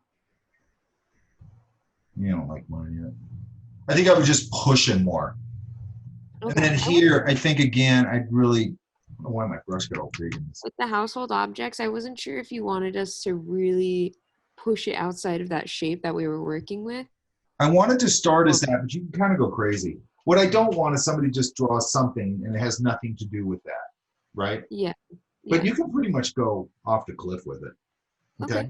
I'll do some layovers of this. Yeah. So, you know, I designed this for a little more, the feathers or whatever, a little more. Because we're, okay, so when we do this first thing where we're going to do with inking, I'm going to want you to design an animal, right? Mm-hmm. And I'm picking an animal for a reason because it's got some texture and organic stuff in it. And then a real simple background. It could just be, the one I'm doing a demo with is just silhouetted trees. It could just be that, just those two things, and that's fine, okay? Because when we get to this inking stuff, if you guys haven't ever done it correctly or whatever, it's a pretty big skill set, I think, inking is. Does that make sense? Mm-hmm. And there's going to be kind of a lot of components to it. You got to sort of, when you're doing your pencils, you're sort of designing what the ink's going to be. And I'll start talking about this more next class. I'm going to start priming you guys for this. Also, I was working on the tutorial today. I'm almost done with it. And I was going to wait till we really get closer to actually doing that. I'm not going to do that. I'm going to post it as soon as I'm done with it, hopefully by tomorrow. Okay. Because I want to start priming you guys on what we're going to do. Does that make sense? Mm-hmm. Plus, it'll give you plenty of time to look at it because it's a really long video, and that way you can just look at it in chunks, right? Okay. And I was going to say, can we kind of start like brainstorming a little, maybe thumbnailing? Yeah, we'll go through all that. Okay. But I got to get you started here. Does that make sense? Of course. Yeah, so we'll, one of the big things with, and I've been talking about this a lot in illustration, is knowing how, when you're going to do something like inking or illustration, painting, but especially like an illustration or inking or anything like that, the design has to really work. Does that make sense? Like it's got to be a figured out design. And then when you're doing your pencils, you're starting to figure out, experiment with how you're going to ink it. And then you might, you know, block out a whole area with the side of your pencil and go, that's all going to be black ink. And then I'm going to pull rat tails out of it to get a half tone. And you're designing it sort of with pencil as you're doing it, okay? And then you go into, you transfer it, and then you start to actually ink it. And then the inking part of it just takes a lot of control, right? Mm-hmm. It's one of the things, by the way, what I always want you guys to understand is these things all affect other things. So when you come in and you got to take a brush and you got to get that brush and do like, you know, really clean, thin, thick lines, I'm assuming you can imagine how much that starts to structure up your drawing in general, right? Your control. Yeah? Yeah. So it's affecting a lot of things. I had a term, I was thinking about this the other night. I had a term at Art Center where I had head painting and what was it called? Like an illustration class, we were doing acrylic and gouache and all that. It's kind of like my traditional media class. And we were doing acrylic, right? I hated acrylic back then. And he was forcing us to do a technique that I hated, but it forced me to be like sort of really controlled, right? And then I was in head painting, and my first, I don't know, however many paintings just absolutely sucked, okay? And then all of a sudden, I just hit it with the head painting. And all of a sudden, and it was because I had those two classes together, somehow they sort of fed each other. Does that make sense? Mm-hmm. Like somehow that, I think it was rendering, but it was all traditional media. Maybe it was rendering, but I don't know what it was, but those two things, I could feel it. They sort of clicked together and they both helped each other in each class. Does that make sense? Yeah. So I feel like that's the same thing you do with inking. You've got to learn this like ultra control with inking and this kind of ultra design kind of idea. And it really helps you out, I think, with the other things you're doing, okay? Mm-hmm. Because you don't want them to get stiff and all that, especially with inking. You got to be really careful. Okay, we already saw that guy.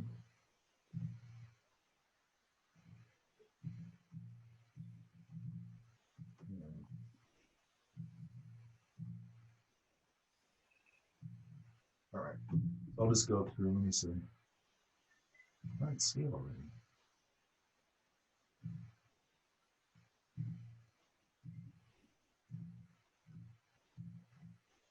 I have to ask you 14 questions before it saves it. Is these early on too, Jesse? Yeah. Okay. So you can see it. You can see it, the progression in it, right? Oh yeah. I kind of like how that kid turned out, but I love this. thank you. That's great. What's this little tube thing? What is that? For the photo I turned it on its side, but if you look at it from an angle, it's a coat hanger. Oh, that's Sorry, I explained that weird, but yeah, it's just turned on its side. Hang on. You know,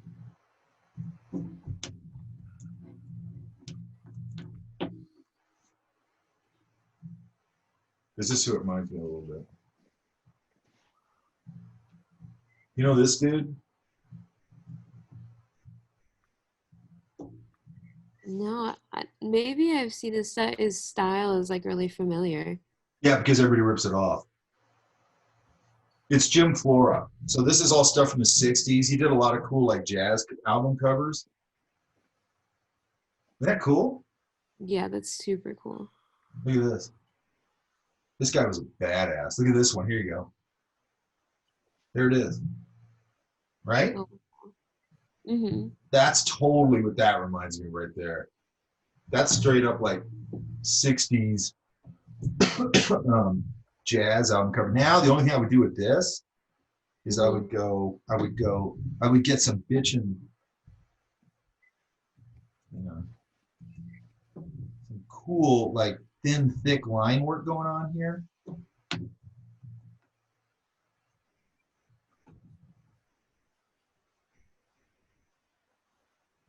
Really push the line work on it. I think that's all it needs, really.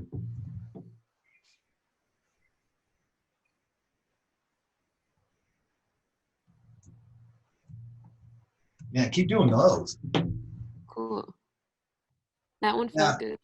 Maybe I'm stoked it reads well. Huh? I said that one felt good, so I'm glad it read well. Or it reads well. This is all just about, you know, cool line work. I'm still not hitting it quite, but and then this, I might come up with something, same thing. I might come up with something decorative for this. I don't know what it would be, because you don't want to overdo it with this. The thing that's cool about it is the simplicity of it. Mm-hmm.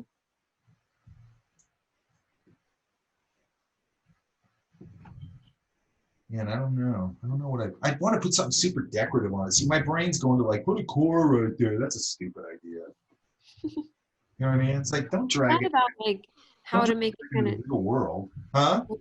I thought about how I could make it look shiny or something like that, but yeah, I wanted to leave it as is because I kind of like the simplicity of that one. And I would make a bigger statement with the notes coming out of it.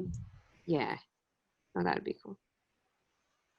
Make a big statement on, they do and the notes are all cool looking too. I know I'm doing a real shitty, but that kind of thing, whatever, right? Mm-hmm. Yeah, look at Jim Flora, man. Okay. I got a really cool book of him in my office. Yeah, give me more of this. Sweet. And yes, I'd love to borrow the book. And that you got that out of this, that's pretty damn great. That you got it out of these two things, but especially this. I mean, that's a nice leap, Thank you. Okay. What is this doing?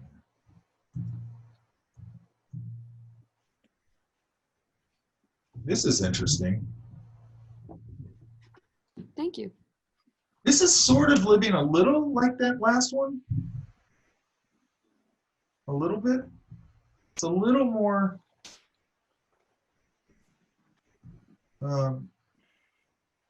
You're starting to do this thing with the hair, like you just did with that other one that we liked, when the one we were talking about, the Sword and Stone guy. Mm-hmm. Where you start to roll it like that, where it gets that nice little shine in the middle. Mm-hmm. That's a nice little thing, Thanks. I like that. And that, again, that's a nice little leap off of that. Thank you. What's this guy? I was trying to kind of make him look like an astronaut. Like he was at first I went for like motorcycle helmet, and I was like, I don't know, he's kind of astronaut-y, so I tried to slap some like astronaut or space stickers on his helmet. For some reason, I don't know why, he looks like an Aztec astronaut to me. Oh, what? An Aztec astronaut. Oh, okay. I don't know why. Yeah. But it just, I don't know, I think it's like my peripheral vision, when I glance at all this information, it reminds me of that Aztec patterny stuff. Oh, okay. I think that's why. Mm-hmm. Who knows?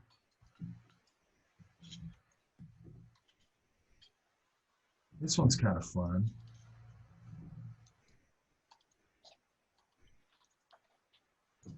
What's this one? Oh, that's this. Okay. Where did this one come from? From that From this thing? the doorbell thingy, but I just turned it on its side.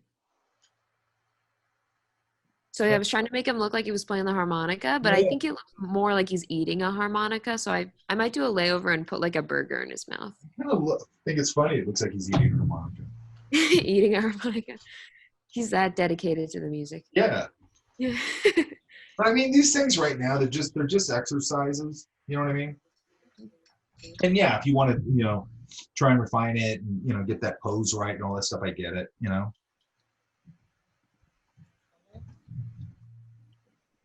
And then, yeah, this is a good one. Has he got dreads? Yeah. Yeah, that's what I was going for.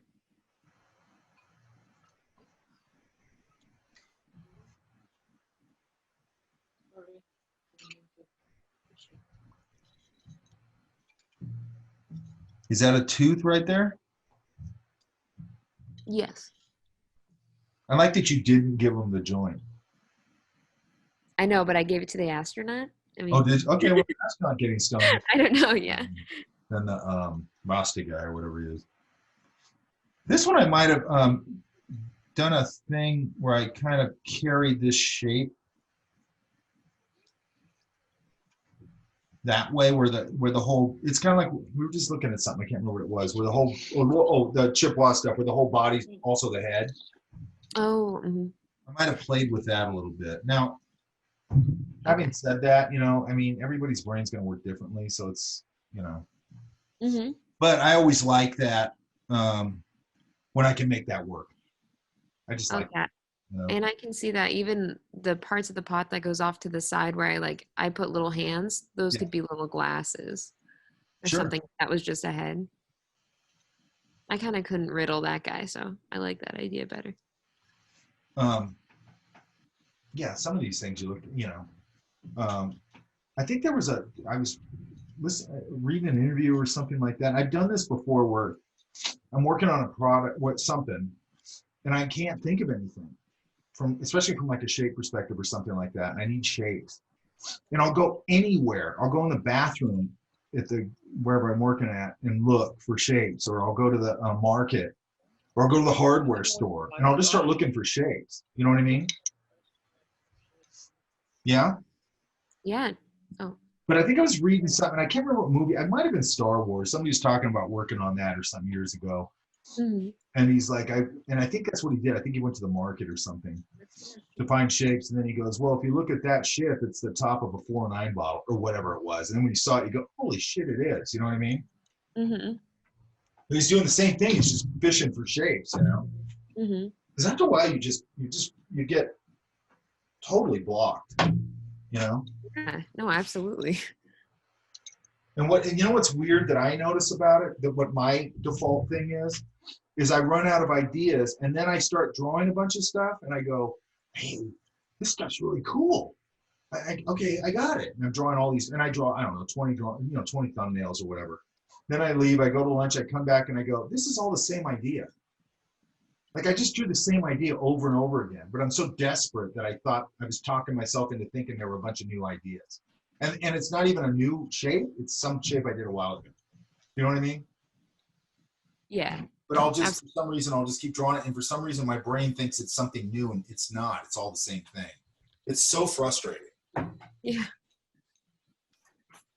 Okay.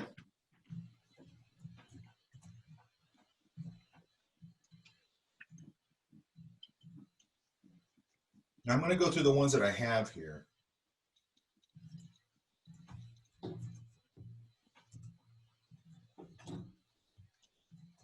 Then I'm going to go through the second half of them probably on. Fuck, I forgot we only have one class. Damn it. Is it okay if I take a quick break? Use the bathroom? Yeah, I just went through your stuff. Go ahead. Okay, thank you. Where's Caleb at? Caleb, or is it Caleb? Yeah, Caleb.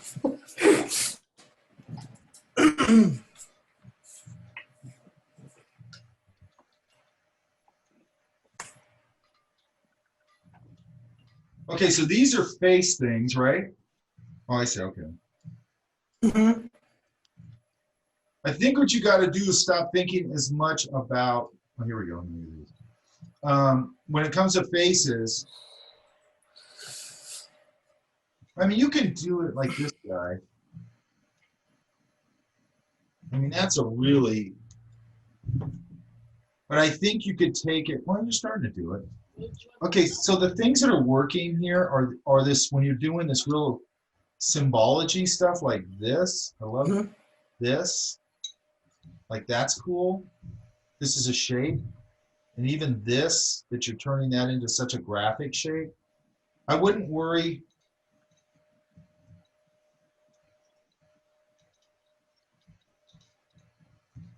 So I'm just looking at what's really going on there, which is sort of that. And then that. Does that make sense? Yeah. So again, I want to find that little graphic. Then he's got this, which I like. He's a lot thicker than I'm drawing. Now this guy might even go, and we don't want to get too much in a caricature here, but this I might just leave this part just exactly what it is, which is just in shadow. Right? Yeah. Yeah, you're right. And then I love this plastered down hair he's got. With that I couldn't exactly figure out how to lay that down. It looks like bro cream, like he's got bro cream. Just super old school, by the way.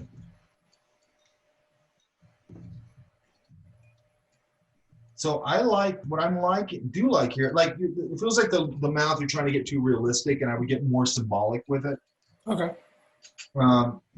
Simplify this, because this is, if you want to keep the essence of what's going on here, that slick, shiny hair like that is kind of interesting.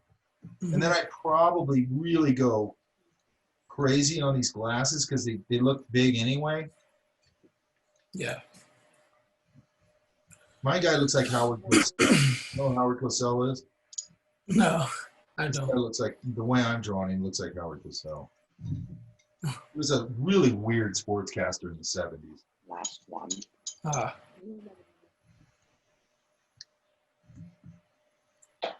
And then I like this too, this little bridge across his nose. And then he's got this sort of jowly thing going on. And I think I might even leave this kind of square. I like that. But I love this. The key to it to me is this shape here, the way you did that, the way you did that little horseshoe kind of thing. Mm-hmm. That to me sort of, you know, and then he's sort of got like a big 70s lapel collar a little bit. Yeah, definitely.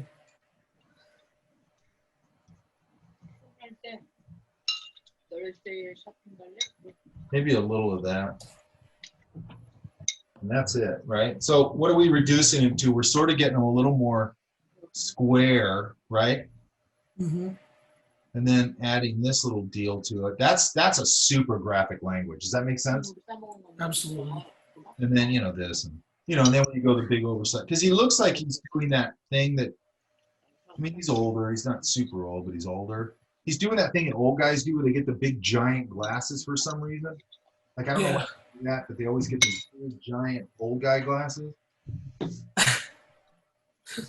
this one's just getting too realistic. Yeah. Yeah. Was this the last one on this page, this drawing? Which one? No. Oh, no, it wasn't? I don't think so. I can't remember. I think the last one on the page was the chick in the bottom right corner, actually. I think that was the last one. So this one, I don't want to miss if I was doing this. And I'm just looking for handles. Does that make sense? Mm-hmm. But this flip in her hair is a pretty big handle. This big flip. Yeah. So I probably would have honed right in on that. And then the head being, she's also got a very distinctive chin and a real jawline right there. And the nose kind of tilts up. I'd probably make this, her head, and it kind of is, very small in relation to that hair. Does that make sense? Yeah.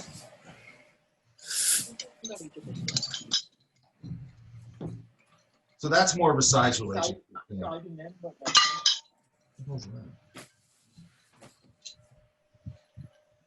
Okay. Same thing here. Man, that's what's this from? Is that from Earth's World? Yeah, I had to get a lot. I went there to get my pictures. All right, so let's look at this just from a shape breakdown. Mm-hmm. Got this basically almost straight thing, then this, you know, this chin jutting out there, right? Mm-hmm. And then this really distinctive nose. It's sort of weirdly pixie-ish in a weird way. Right. Now the mouth, I don't know if I'd even care about trying to get that just because it's so weird looking. Like out of context, it's kind of weird. Yeah, I just put it in because I thought it looked funny. It's like my favorite thing about what he was doing. But I think it's all about this idea. This really, I mean, he looks like a speed freak. He's got, you know, this real front, that real straight front, this tilted nose a little bit, and the way it's kind of tilted up like that. Mm-hmm. And I'd start to play with those elements. He's got this sunken cheek. That kind of comes out a little bit. And then he's got these like big bags under his eyes. I'm making him a lot less happy looking, but I'm okay with that. And then this I love, this big dark, the way that comes down and then up and over. And then I love the way it tilts back a little bit. You know, and then the scraggly hair, and I'd figure out something to do with the hair. But I think if you're going to do that as sort of a simple shape exercise, I think you have to break it down. His shapes are very obvious. Does that make sense? Yeah. And then I'd probably push this like hippie looking stuff, maybe make this flower a little bigger and all that kind of thing. I'd make sure that these were something I can read, maybe one's a peace sign, I don't know. Stuff that I can read really easily, right? Mhm. And then again, I might come in here and put that, and it is in shadow here. I might put that top part of his face. And then I'd lock the shadow on his face into the shadow under his brim and into the shadow under this brim. So now I've locked together a big dark value all together as one shape. Does that make sense? Yeah. It locks things together, okay? Mm-hmm. And it's much easier to read, I think. Yeah, it'll read a lot better. So same thing with all of these, try and break down. If you're gonna base it off a face like this guy, look at where things are happening, right? And we're not trying to be accurate to what we're looking at. That's not the problem, right? Mhm. But just as a shape thing, like this guy, the first thing I see is sort of this, right? Yeah. And then this nose crosses over his cheek. Now you don't have to do that. That doesn't really matter, but I kind of like that it does. And then he's got a sort of ball on the end of his nose. And again, and then I like this. I can use this as a big graphic shape. This, this, whatever it's called, goatee. And then he's got this like thin thing coming down from his mouth, which is kind of weird. So I can build this goatee into a graphic shape. Does that make sense? Yeah. I don't know what I do with that. And then you got to get the Johnny 70s hair. So I'd have to play with that a little bit. I don't think I'd give him the scraggly hair. I'd give him more Johnny 70s luxurious hair, right? Yeah. There's that shape again.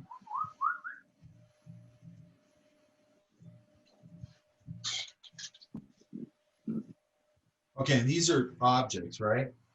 Yeah.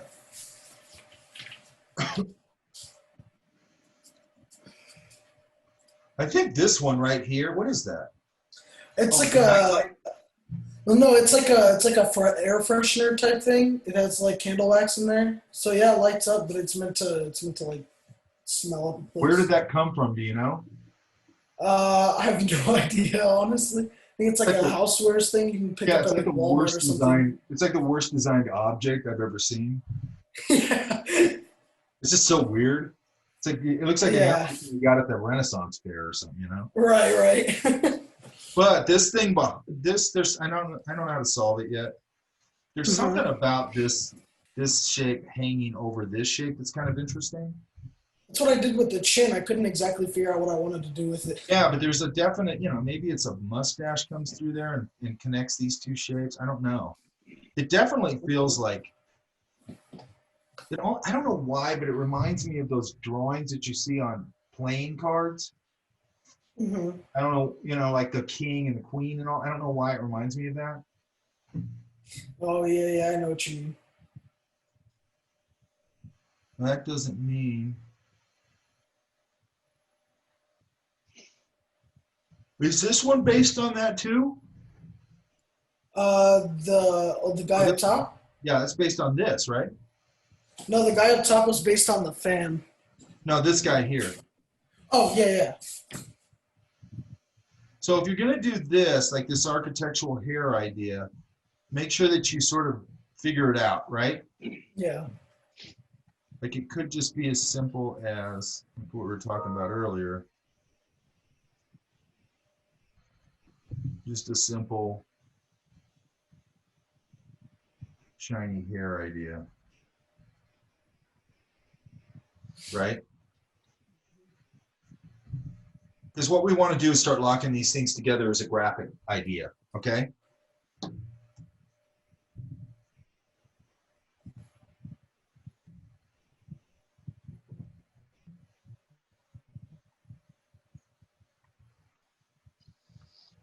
How did you not go for Cobra here? You see it? Yeah. That little head, and they flare out, but it goes over it like that. I stuck to people. I thought that's what we were sticking to, so I didn't really breach into animals. Nah, it can be anything. I don't care. Okay, that was my misunderstanding. Yeah, that's fine. So I would say really try and use these. I like this one. This is an interesting idea, but I think it has to be worked through a little more. Mm-hmm. This idea somehow, there's something there.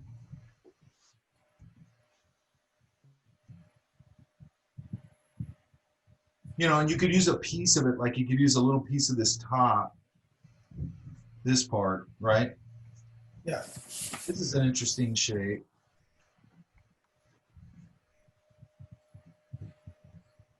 It actually reminds me of a bowling pin. So, okay, so when you're starting to do these kind of things, like that's starting to be a graphic shape and you're playing with it, this is, flesh them out a little more, like this. If you're going to do this, how are you going to handle it, right? Mm-hmm. Like kind of come up with it. And I'm not looking for like big finished drawings. When I say think of it as a finished idea, does that make sense? Yeah. And that's kind of what we're trying to explore here is we're really trying to explore graphic language. Okay? Mm-hmm. Okay.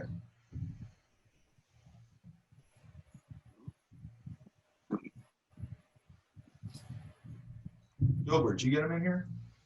Yeah, they should be in there.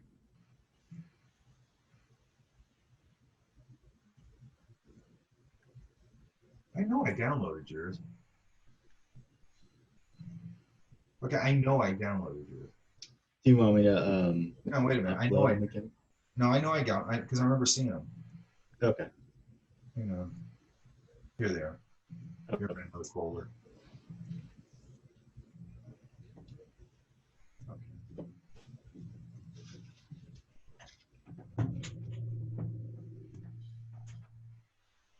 Oh, okay.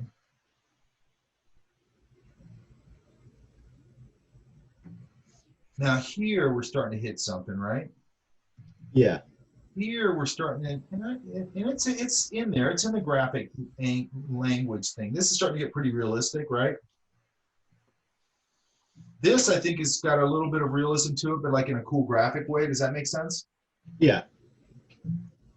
Well, I like this. Was that thing? Does that thing sit that way, or does it sit the other way? That boot? No, it's a shot glass. I just turned it over because I liked how the boot could do something with the hair. I like that. So I like I reversed it and did that. Yeah. Right. Yeah. This is interesting. Yeah, I was thinking of like a British guard. Just instead his hat is just kind of short and he's got a long like fat head with a strap on it. Yeah. I like this one here a lot. I like this one. That's cool. That's a great one. Like yeah, it's just me just trying to like, you know, since I have such kind of like an illustrator figure drawing background, it's just me trying to break that up and trying to go for more simple shapes. It looks like, and I don't mean this in a mean way because I like her. It looked a little bit like I don't know if you know this, is Sandra Rabinovsky. She's an opera singer. I do not know. It kind of looks like her a little bit. Okay. Probably hate that if you said that, but it does kind of look like her.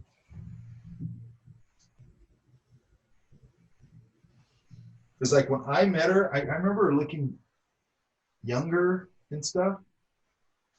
And then now when I see her like on anyway, when I see her on TV or whatever I see her, she looks totally different to me. She doesn't look like the same person. It's super weird. But she kind of looks like that. That's interesting. Now here, I think I would push them more into more. Okay, the thing I do like here though is I like. So like I'm stopping myself short of going, well, it's a little realistic. It's not quite graphic enough, but I mean there are things that are pretty graphic in here. Okay, like I really like this this eye shape, and that's super graphic, right? Yeah. And really, even this is. But again, really make sure that that's a really clear shape, right? Has he got a piercing here? Yeah. Okay, that's what I'm reading. You know, so I don't know. Maybe push this a little out of.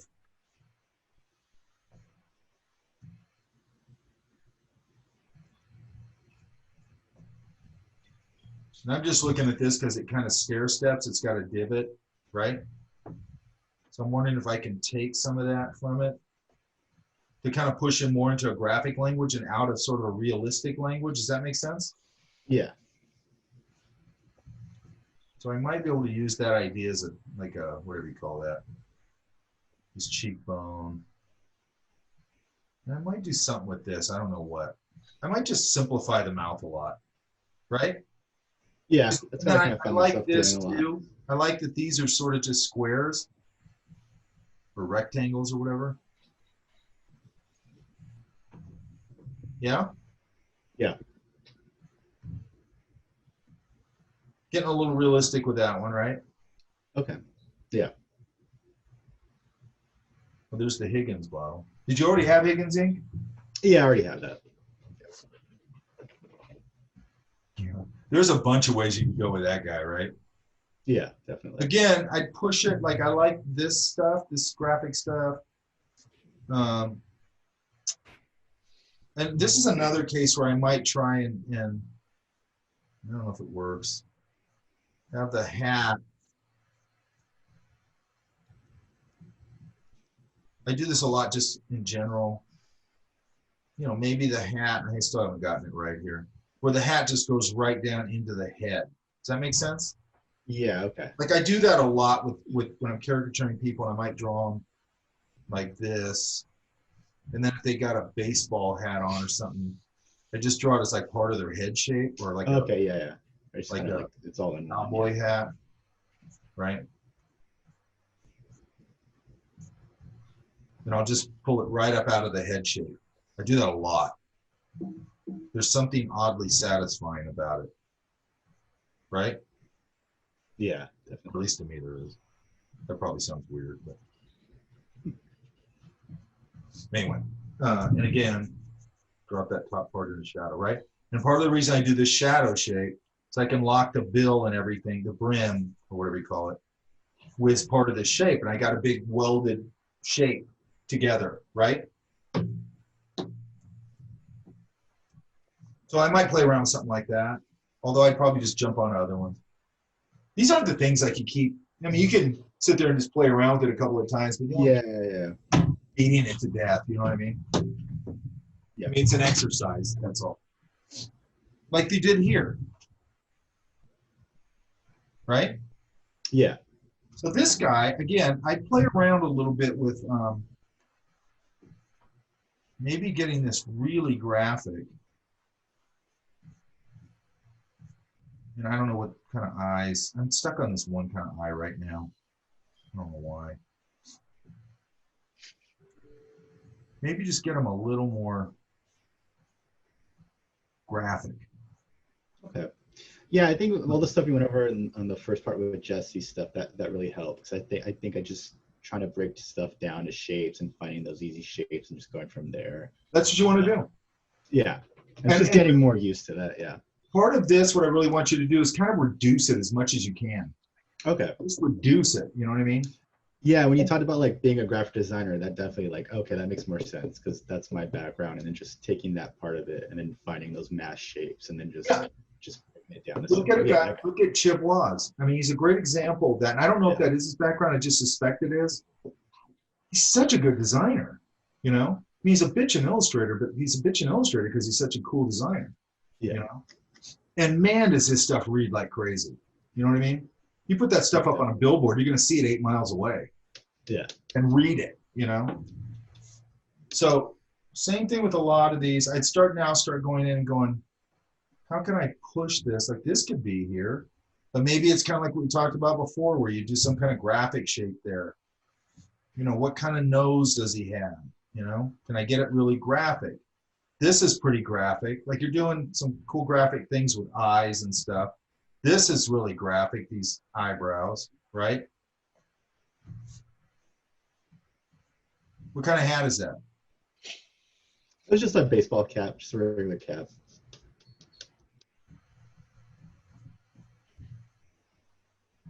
I don't know what I'm doing with that. Then everything I'm just trying to come up with some kind of silly. version of it, right? But I'm trying to stay really graphic. Yeah. Okay. Oops. Like some of these things, when you start doing this with it, or like this, you do that, then I want to take them into Illustrator and just make them those really simple, like Chip was, like really simple, really bold graphic shapes. You know? Yeah. Like I could take this into Illustrator and it'd be cool. Yeah. The super bitchy. Yeah, that's how I usually kind of work when I'm doing Illustrator. I'll sketch it out first, throw it in Illustrator, and then really just get the shape. That's what I do. Yeah. Like I would take this right in Illustrator, kind of as is probably, and just start playing around with it. Yeah. So same comment here, although I think this one's getting much more graphic. And also, again, when you're doing this, design it. Yeah, you know, hair was kind of tricky. I'm definitely trying to find like just that one big basic shape, and then just kind of go in with just simple like graphic lines or something, just kind of to get that familiarity. So that's also something I was struggling with a little bit. I might just carry it around. And all this fold. Maybe he's got one hair hanging down. You know, this is good. You know, maybe like we said, maybe it's a swirl in there. Maybe this. Give him a different nose on this one. Got to make sure that reads as an earring or whatever, a nose ring. Got this square thing. And maybe this one becomes, let's get rid of this. Maybe this one becomes a different graphic shape. Maybe it's just, oops. You know, maybe it's this,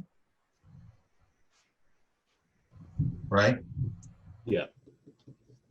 So I'm just trying to reduce things, because reducing things, the reason we're kind of doing that is it forces you to start thinking of these things really from a design perspective.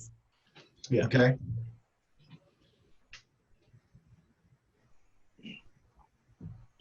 You know, and then again, maybe I do he's younger, maybe I do something there. I'm just looking for graphic symbology. That's all I'm looking for. Okay. Okay. And reducing. This is kind of funny.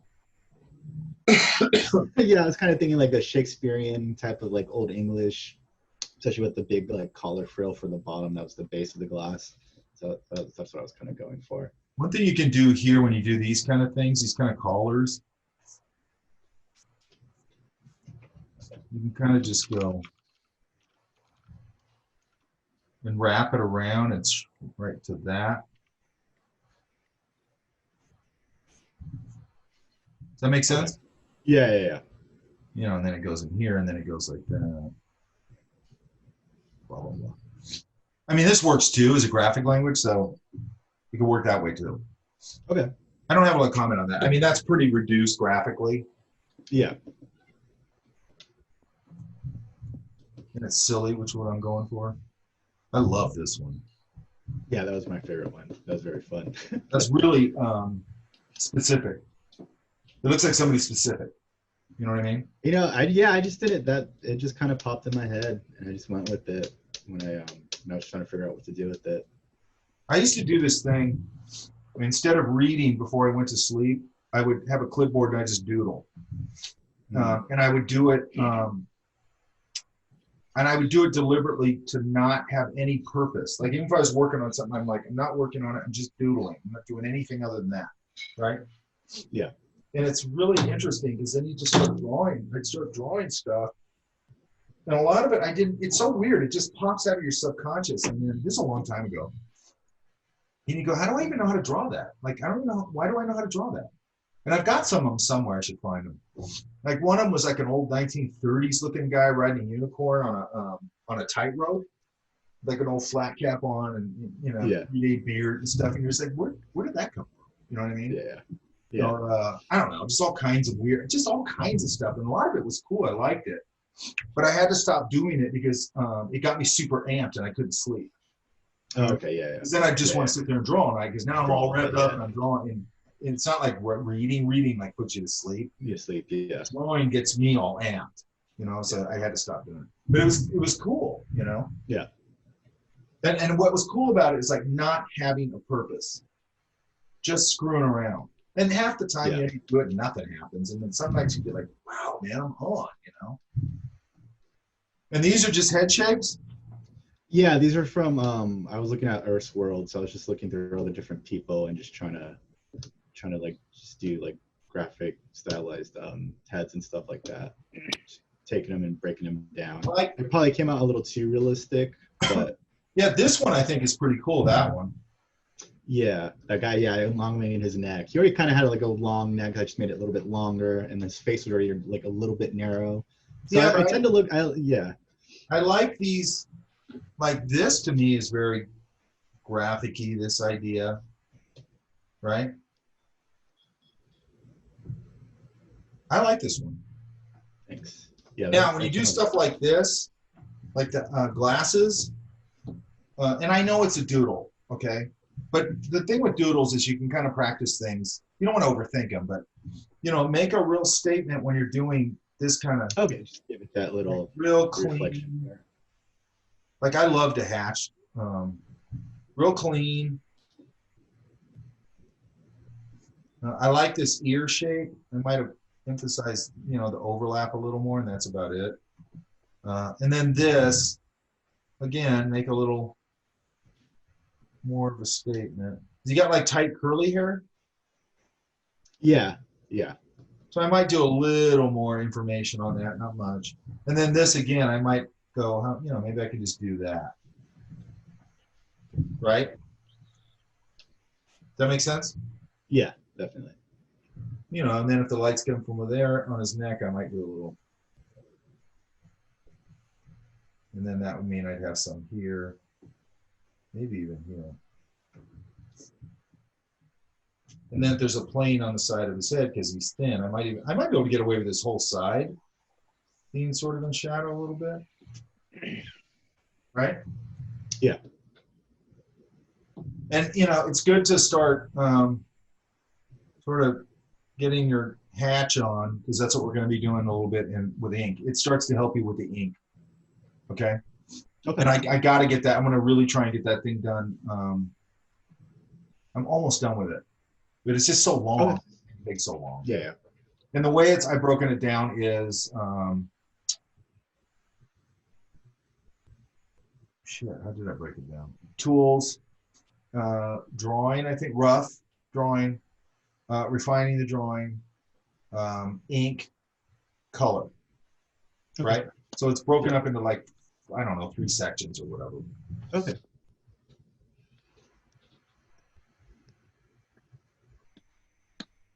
You got some pretty good drawings in here, though. This is a pretty nice drawing right there. Thanks, yeah. Your drawing's improved a lot, right? Oh yeah, definitely. I think just from taking your class, just which one? Getting more into sketching. The one I took with you last semester, I can't remember what it's called. It was when we did the environments. First we did like the digital drawing in perspective. Yeah. Yeah, your drawing's improved a lot, man. Like this is a pretty cool drawing right there. That's a nice drawing. Thanks. I want a more push for my thing, but that's a nice drawing. Yeah, I know. Yeah. This is a nice drawing. Man, make sure that this is a cool drawing.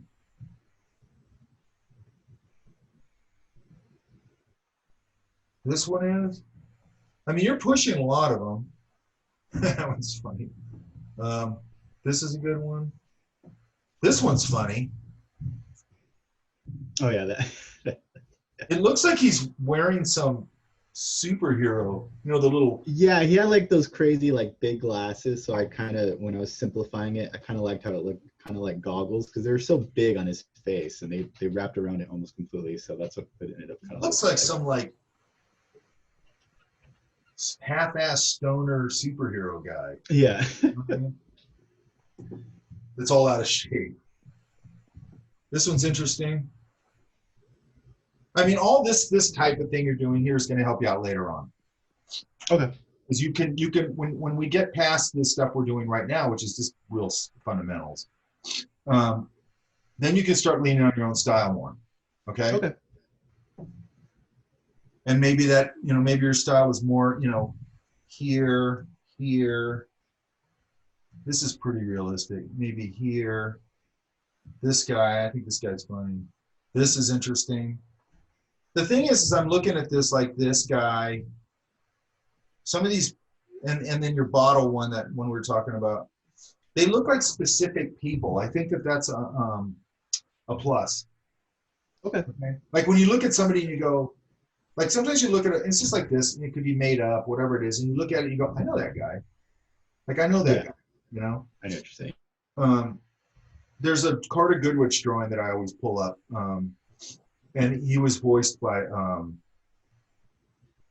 Gary Marshall. Gary Marshall was a very specific kind of New York voice. And when you see the drawing that he did of his character, I'm not kidding. If I would have saw that drawing before I ever knew that, I would have went, you got to get Gary Marshall to do that voice. Okay. Like it was so obvious. It was just like, yeah, that's him or somebody like him. You know what I mean? Yeah. It's just got so much attitude and so much like specificity, in a weird way. I don't know how to explain it. But. Yeah, I know what you mean. Yeah. Or like you see somebody's drawings or whatever, and you go, I can hear that voice. I know that. I know that person. Yeah. Hang on. I gotta make sure that I screen cap this room. Did I already do it once? I don't think so. I think so. Huh? I don't think so. Yeah, I don't think so. All right, let me do it one more time. And maybe I'll do it one more time at the end.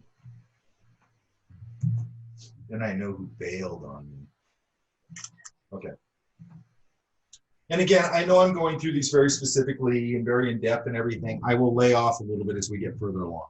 Okay. It'll become a much broader discussion. It'll become more about who your character is and all that kind of stuff, right? Okay. And also specifics. We're going to start getting into, once we get past this, we'll probably start designing whatever we're going to do for the ink thing. So if the ink thing pops up, it will pop up before class next time. I'm not expecting anything from that. It's more advanced, but I want to give you a heads up to where we're going. Okay. And plus you can start, and what else you could start to do, and I'll actually do that next time. I'll bring some ink and everything in here. And I'm going to talk a little more in depth about some of the things I talked about in that video. Because if I talk about everything in it, it'll be 8 hours long. But I'm going to give you some real simple exercises to do with a brush. Pen is pretty straightforward. And also like how you're going to, if you want to block out your big black areas and things like that. Now I want to go later on, I want to go a little further into sort of comic book inking style a little bit because it's totally different. Okay, the first one we're doing is a little more comic book inking. You guys know what I'm talking about. It's very heavy on black, right? Huge areas are locked out with black. There's a lot of rat tail mid-toning going on. It's a very specific thing, so I want to go over that later, okay? And that you really got to design it in the pencils, okay? If you ever see a pencil page from a comic book, it's all worked out. Like all the ink's worked out. Now the inker comes in and just, you might do that. I was just listening to somebody and he goes, I was doing some monster inker guy. I don't even know who he is. And he was inking some page for, I forgot who, some comic book guy, I guess famous. And he goes, he didn't like that I did this, this, and this on it. But he's kind of like, screw you, man. I'm the inker. And I'm going to make it better. And he did make it better. I kind of get where the guy's coming from. He did make it better. Like, if you took my drawing and you inked it, and that's your job to ink it, and you're a badass, and this guy is, I'd be like, dude, go crazy. You know what I mean? Go crazy. Yeah. It's a collaboration. Let it be a collaboration. Okay. So these are more heads, right? Yeah. So same comments. I think you have a lot of good things going on in here. Here you go. Now you're starting to push right here, right? Yeah. Push, push, push, reduce, reduce, reduce, design, design, design, right? Okay. They've got a beard. Try 50 different ways to do a beard, right? And all graphic. You could do the very graphic, this.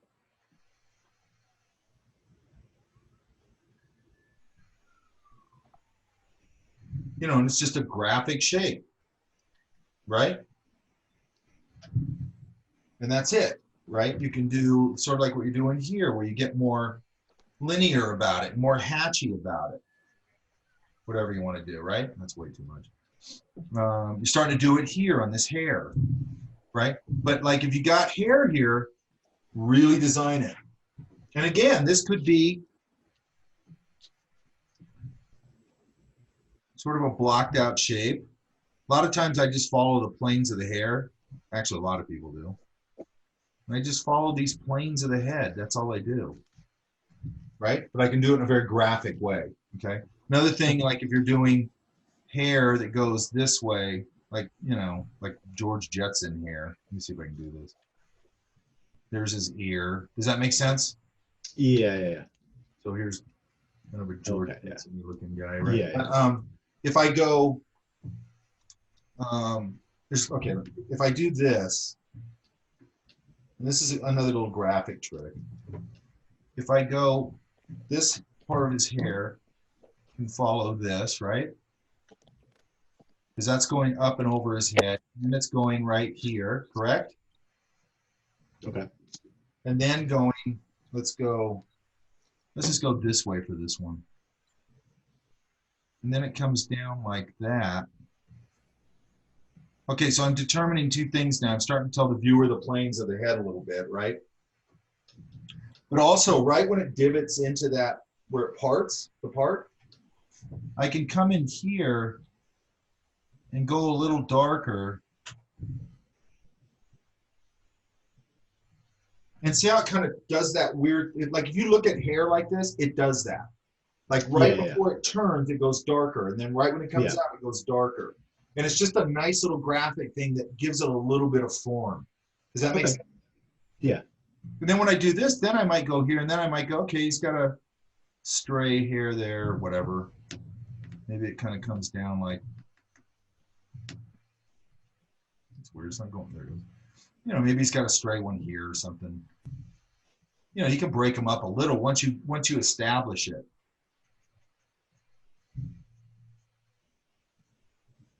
More like that, okay?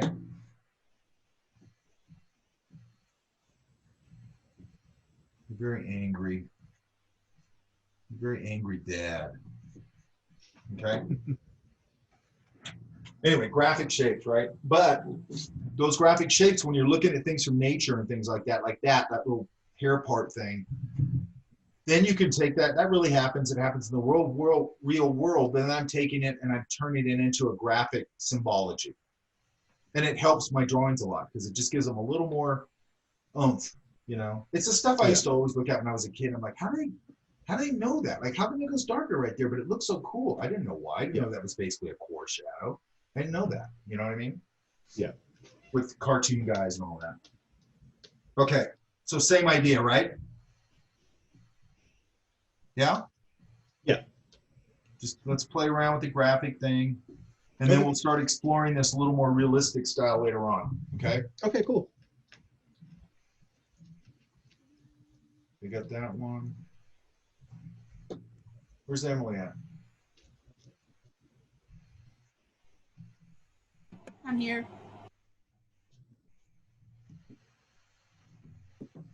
Okay, these are good, yeah. I like this one. The conductor?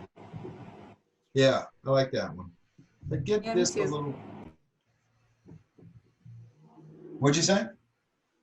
No, yeah, me too. That one's one of my favorites. I like this one, obviously.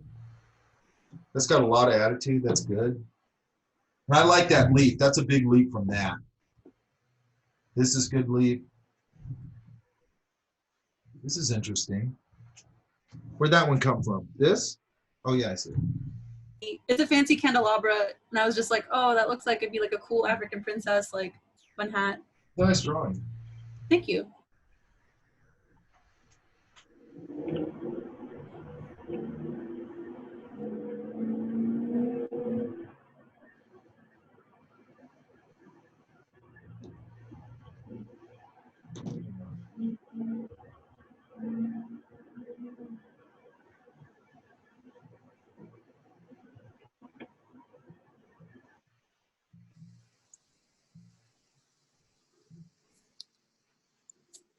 Oh, I just saw the comments. Thanks, guys. What are the comments? They're saying nice stuff. Well, I'll put a stop to that. No! Let me live. No. All right. Okay. Yeah, it's a good page. I think you're a little further along, so I think you kind of understand where I'm going here, correct?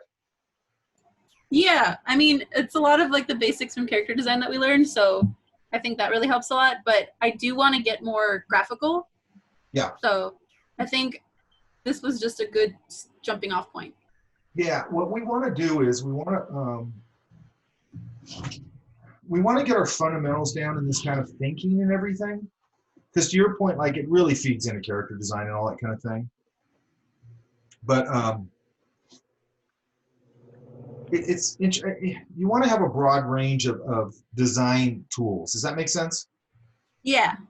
So I can take this and go, you don't want anybody to call you up and go, we want somebody to do this real simplified, blah, blah, blah style. And you go, I don't do that. I do this. You know what I mean? You don't want to do that, You want to have I think that was the main reason for me wanting to take this class too, is just so I can really get that shape basis down. Because I want to have my portfolio be very, like if a studio is going to see it, they're going to be like, oh, can she do this? Yeah, she can do that. Okay, can she do that? Yeah, she can do that. So. Yeah, one of the things, you want to show them, obviously, like when I was hiring or whatever, one of the things I really look for was just things like, I think I've shown, actually, I'll give you guys that same PDF. Oh, I forgot to do it in my other class. Just realized that. Anyway, there's this PDF that I have that they actually gave me when I was over at the North Studio. Disney used to have a North Studio. I don't know what I was doing over there. I was over there for something or other. Anyway, they gave me the stack of these drawings. They're all just loose cafe sketches, basically, right? They go, hey, give this, and I was just teaching a night class. I was working in Imagineering. I don't even know where I was working, but and they go, hey, give this to your students because this is kind of what we want in a portfolio. It was a stack this big of Xeroxes of nothing but loose sketches. And then when I was showing that to students, I go, hey guys, because I kind of talked to them about it anyway. They looked at it and they go, those are all just rough sketches. And I go, right. And they go, they don't want to see like a bunch of, this is a long time ago. They go, they don't want to just see drawings of like Mickey Mouse and stuff. And I go, that's the last thing they want to see. And they go, well, why do they want these rough sketches? And I go, this tells them you can draw. You know what I mean? Like you want to go, there's an animator, you better be able to draw, man. Back then anyway. And I go, this shows them that. And I go, and it's the same thing I look for in a portfolio. Somewhere I had to see rough sketches. Otherwise, I probably wasn't going to hire you because I'm like, I don't know how long this beautiful rendering took you to do. I don't know how long this portfolio took you to do. You might have been working on this portfolio for 2 years. You know what I mean? And I need you to do drawings in 2 hours. I need you to give me a bunch of ideas in 2 hours or a half an hour, right? Yeah. Good ones. Okay. Good luck with that. Yeah. Okay, so these you're starting to really lock more onto your shapes here. Okay? Does that make sense? Yeah, I think for this one I went a lot more like graphical. The other one I was just like, I kept reverting back to what I wanted to do, and I'm like, no, keep it simple. That's a big problem. Okay, for everybody. Okay, you always have your thing you like doing. We all do. Okay, and you have to and I don't think you really have to train your mind to do it. I think maybe you do. If somebody's paying me or whatever, I like drawing anything or designing anything. You know what I mean? Yeah, I think definitely in like the last page that was on, that last one, you could totally tell I was just like, I just want to draw what I want to draw, and I'm like, ugh. But I mean, it turned out cool. This is a nice leap. Yeah, I liked that one. Yeah, because that's a really abstract shape to pull something out of, right? Mm-hmm. This is kind of interesting. Okay, good. This is a good one. This one, you're getting back to drawing what you like to draw, right? Yeah. This is a good one. That's a good one. Because there's a leap of imagination here too, right? Yeah. And this is a good one. It's a good one. Okay, these are way too realistic, right? Yeah, I think I went more caricature than I did shape-wise, definitely. But I think it's because of the Saturday class. Like, I'm always like doing caricatures more now. Sketching for animators, you mean? Yeah, the Saturday one, sketching for animators. Yeah. So this guy's got a very triangular shaped head, obviously, right? So there's some fun stuff you could do with him. Like, I like the eyes. I think, like, you've got flashes in here of graphic things, like these eyes are like that. He's almost there, okay? He's not that far off. And I love this, like, you could probably reduce this nose to something like that. Reduce that to that. I kind of wish I left my under sketches because that I actually used shape with and then I just drew on top. Like I was doing like circles, ovals, triangles, all that stuff. And then I just raised his eyebrows because mine guy looks a little more snobby. He feels like a waiter or something to me, anyway. You know, just keep them a little more graphic like that or whatever, okay? This one, I mean, this is a good example right here, this space where you could probably go, you know, do the nose and everything, and then have a really straight shape against this curve, which you kind of have here, right? Yeah. You know, and then, you know, do something with the mouth. Like, don't always go for that realistic mouth, right? Give him more of like a scowl, just like to one side. Yeah. And I Kinda like that purse lip.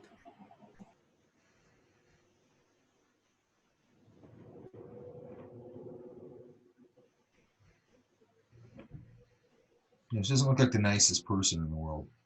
And then maybe push this idea, you know, everything's pulling up to that point, which I Yeah, always I like that. I like that everything's pulling up there, you know, but then maybe make a bigger statement on the top or something, right? And then, Yeah, like looking at her, I was like, damn, her ponytail is tight. She seems very, ugh. that's severe. That's severe. Yeah. You know, maybe she's heavy on top. You know, another curve against a straight. You know, that curve against a straight thing works nice when you can make it work. You know what I mean? Yeah, it's hard to pull off sometimes, though. I think that's something I really want to practice, especially with this class. Yeah, I mean, Just a lot of those like contrasting shapes.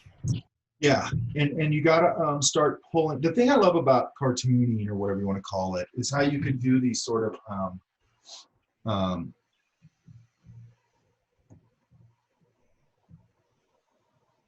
you know, you can do these such simple, like that idea, you know, short legs, and then the arm can just be this real simple, you know, shape.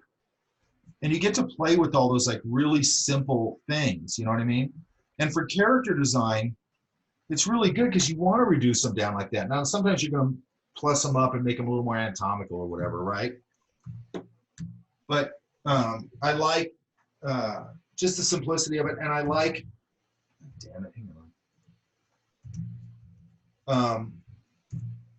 I love those kind of things that work in cartooning, the straight against curves and all that stuff. And you can really push it in that. Does that make sense? Yeah. Like Steven Silver is a master at that straight versus curve thing. Uh-huh. Like the straight lines versus curves. He's very much out of that. He's very much out of an old school cartoon. Mm-hmm. You know, very, I don't know how old he is.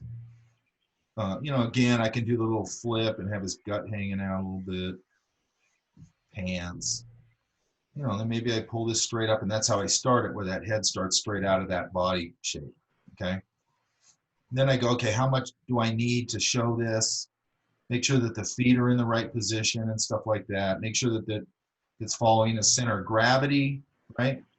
Like, you don't want things to look like they're starting to fall over this way. Always think about where that center of gravity is with your character, okay? That weight distribution. And if you look at, what's interesting is if you look at humans, there's always these drawing side views of humans when they're talking about the main shapes. And if you look at a human, they're not standing like that. Like the top part's leaning back a little bit. And I always call it cantilevered. So you have the the top part of the body, maybe up to here, and then your hips, and then so on and so forth. And all of it is doing this when you're standing up. It's all balancing itself over itself and cantilevering. It's really interesting, okay? Yeah, like the shape of like the spine. It's like this natural balance thing. It's pretty cool. You know, the whole thing's a balancing, right? See, it's like 3 or 4 masses that are all balancing on each other, right? But one thing I see a lot with characters, in general, people, characters, whatever, but you're really going to see it with this, is you really got to think about where that center of gravity is. And if that character's walking or anything, doing anything, just stand there talking, where's the center of gravity? And think about that line dropping and going, oh, it's right here. So if you're way past that center of gravity over here, that character feels like it's going to fall over, or vice versa, either or like this gut on this guy hanging out. That's sort of, to me, that kind of makes me want to pull back a little bit, the head shape, because he's sort of balancing off that girth, right? Yeah, definitely see that. Yeah, you see it. I mean, you see it in real life. I mean, that's where I look for it. Okay. That's how I stand. Tummy out, head back. I used to know somebody who did that. Anyway, so then I just can, I can come in here and start to play around with, all these shapes. It's holding a beer. That's too long an arm. They'd have to come back in here. Blah blah blah.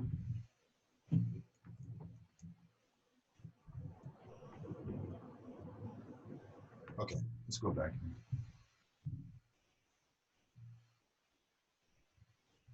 We saw that one. And it's nice when you see a leap of imagination in these things. Okay, so I would go back now and just get way more graphic. Yeah? Yeah.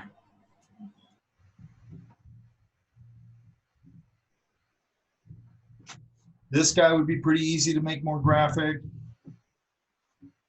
Yeah, you're going a little more caricature-y than, like this one would really be easy to play with. This one. I mean, that guy's head is almost a square. And by the way, you just referenced Steven Silver. He's a great guy to look at for simplicity, right? Yeah. Like, I like this eye shape a little bit.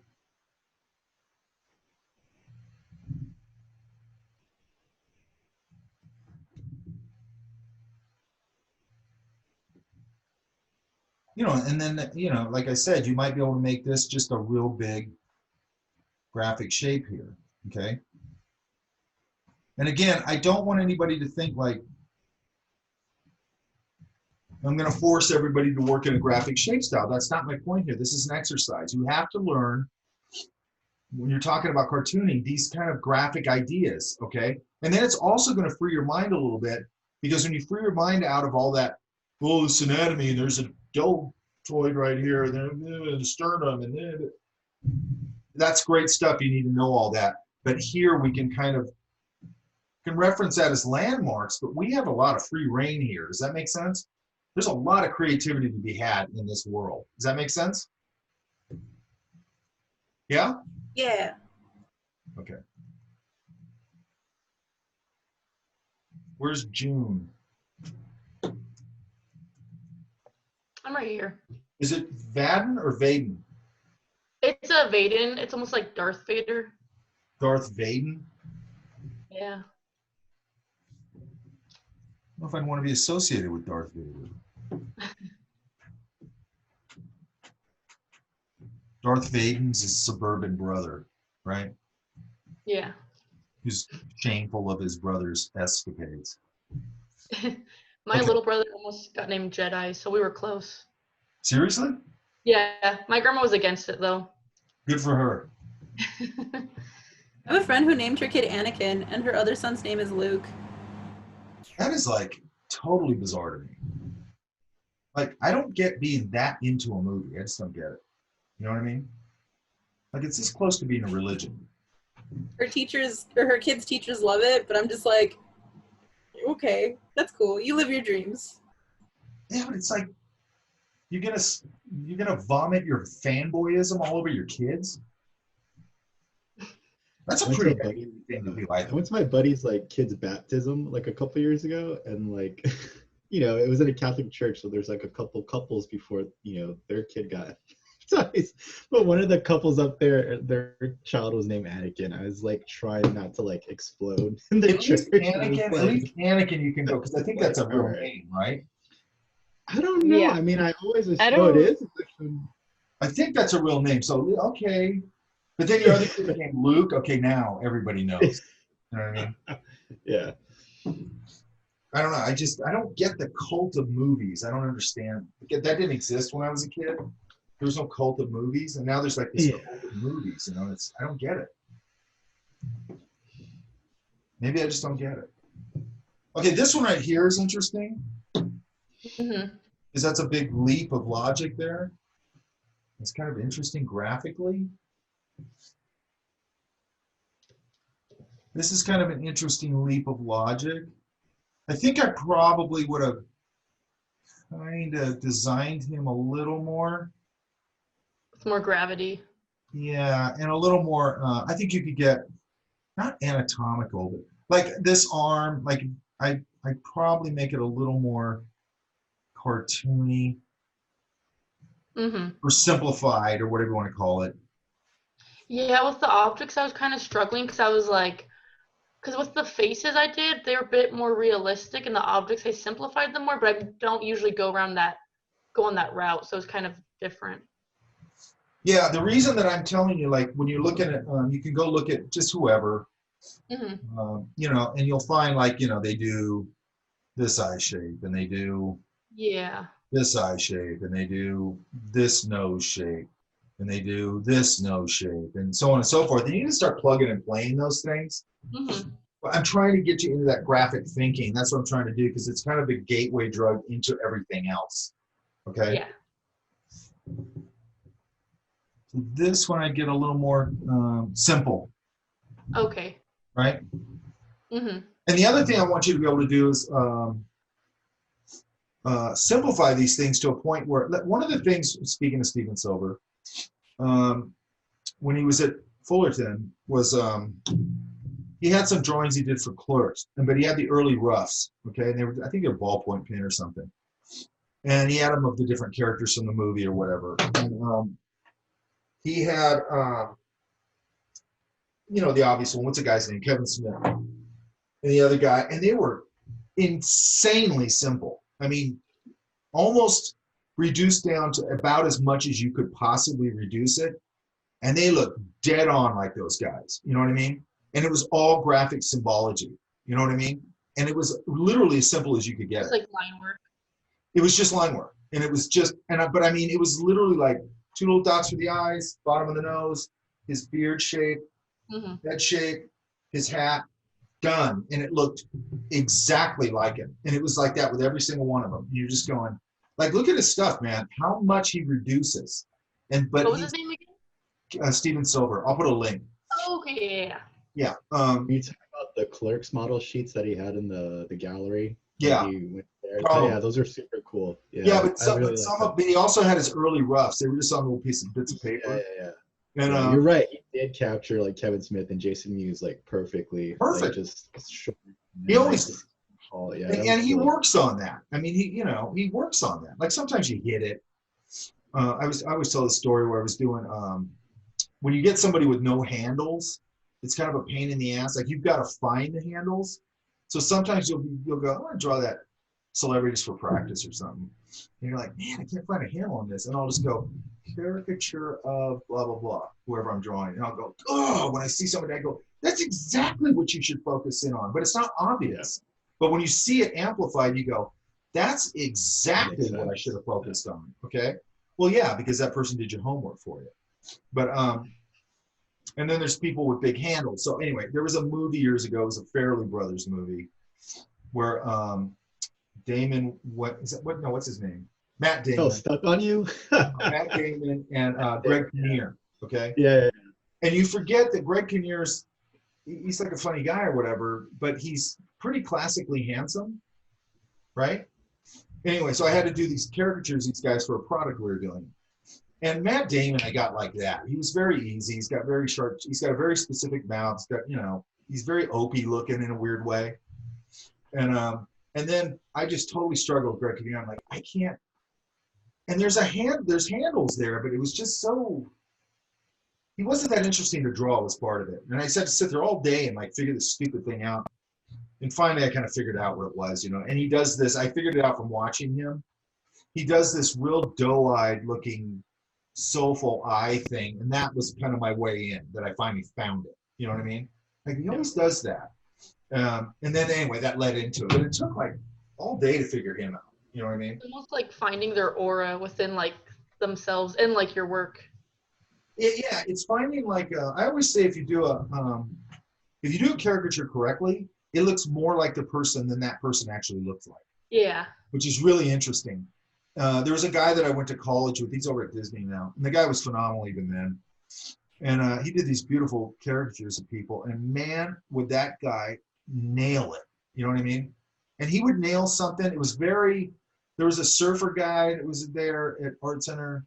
We all used to goof on him because he was like a total stereotype, kind of dipshit, stoner surfer guy.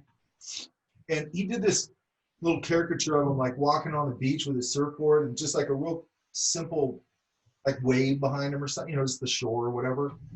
And he did this thing where he pushed his mouth, his bottom of his mouth back, which is something I'd never noticed on him before. Uh-huh. And I was like, that is the key to that guy's whole face. You know what I mean? And Yeah.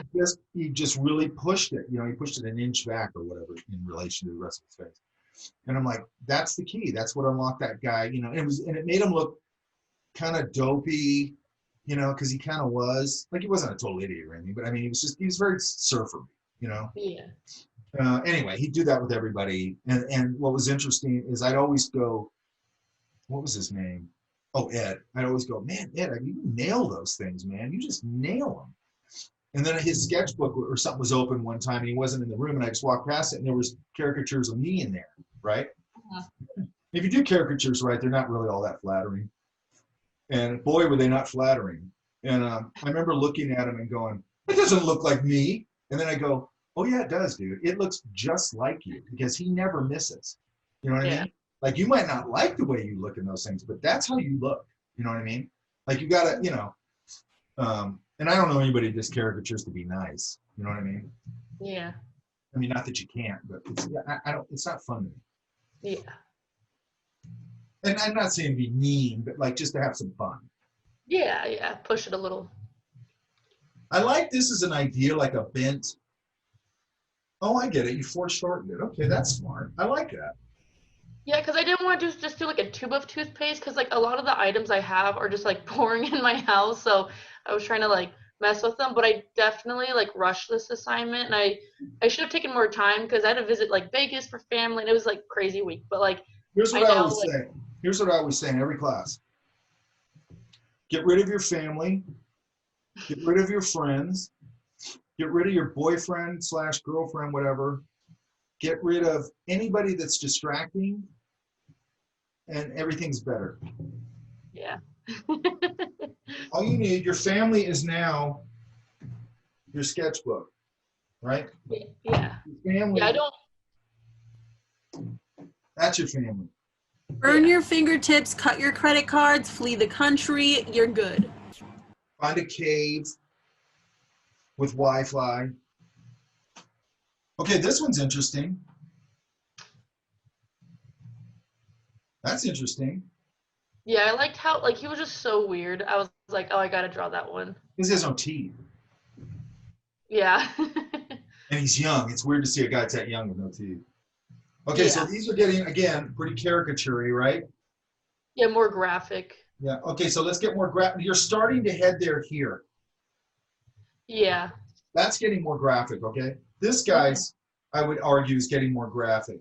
And I want you to keep this stuff on deck because it's really going to come in handy right after we get done with this, okay? Because right after we get done with this, I'm still going to give you exercise and things to do and like that, but I'm going to unleash your own stylistic point of view a lot more as we move forward, okay? Mm-hmm. And this could be absolutely could be a stylistic point of view, okay? Like I think this is pretty interesting, this drawing. I think this one's pretty. I like this a lot. I love the way you did the hair. Yeah, I I had love the fun way with you it. compress the lower part of the face and increase the forehead. And that looks like that dude, man. But it's pushed, okay? Like when I was drawing some of them, I was kind of like lost. I was like, okay, I don't know how they're expressing, like how they're right off the bat feel. So I think I was kind of lost with the idea, and you can like see that in some of them.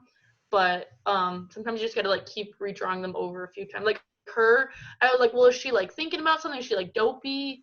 But so I just kind of like pushed it a little, but I think it still needs to be like more graphic, like you're saying, and it's just not clear enough. It's something that I just think, even if you're not going to pull it into your work or whatever, it's something you need to know, because I think drawing in general, even if you're drawing realistically, you're still making all these design decisions.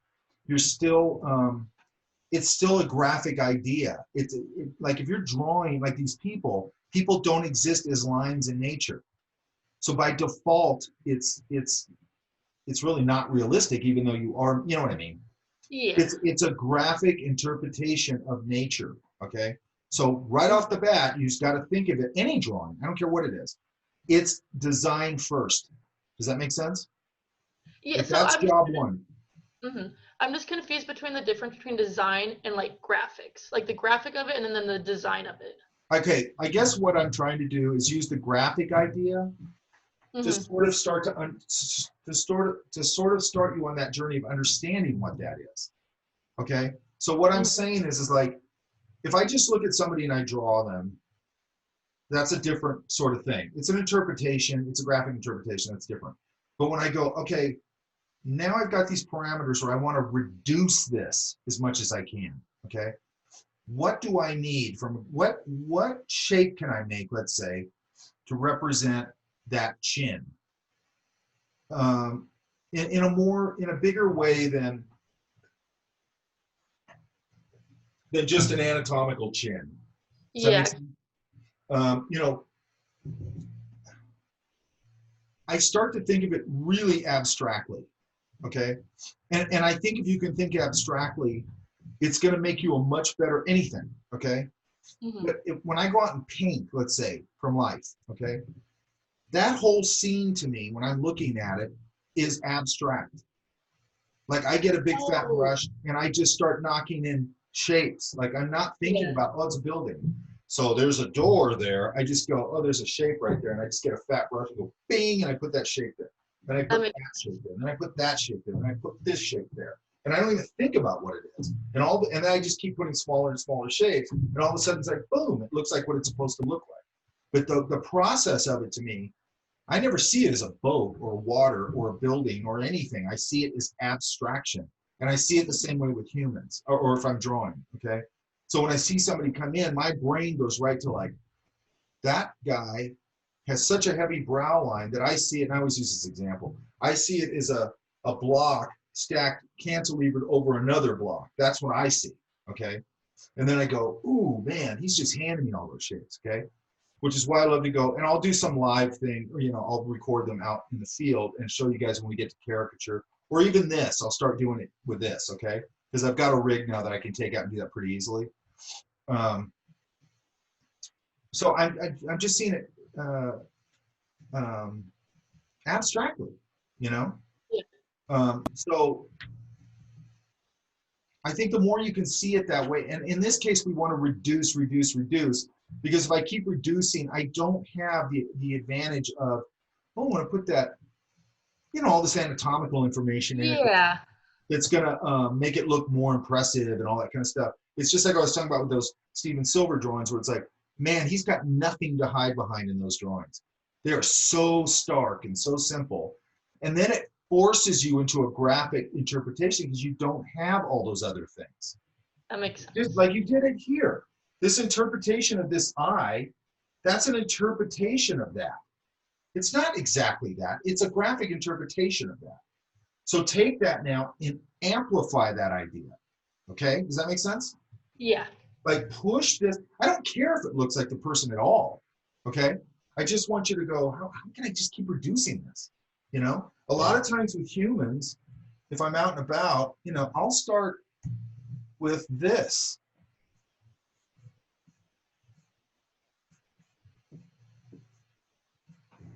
literally, okay? And I'll do it sort of just to go, okay, well, the center of the head's here. You know, I can put a chin there and put this nose there.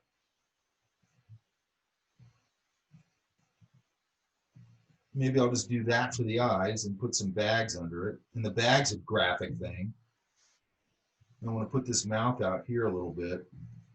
Put that ear on there. And then maybe the hair, maybe he's got a widow's peak, so it kind of comes back like that. Right? And then I can start to do my hair stuff.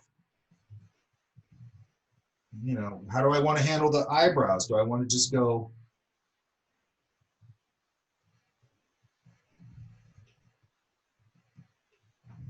you know, and I start to get this very simple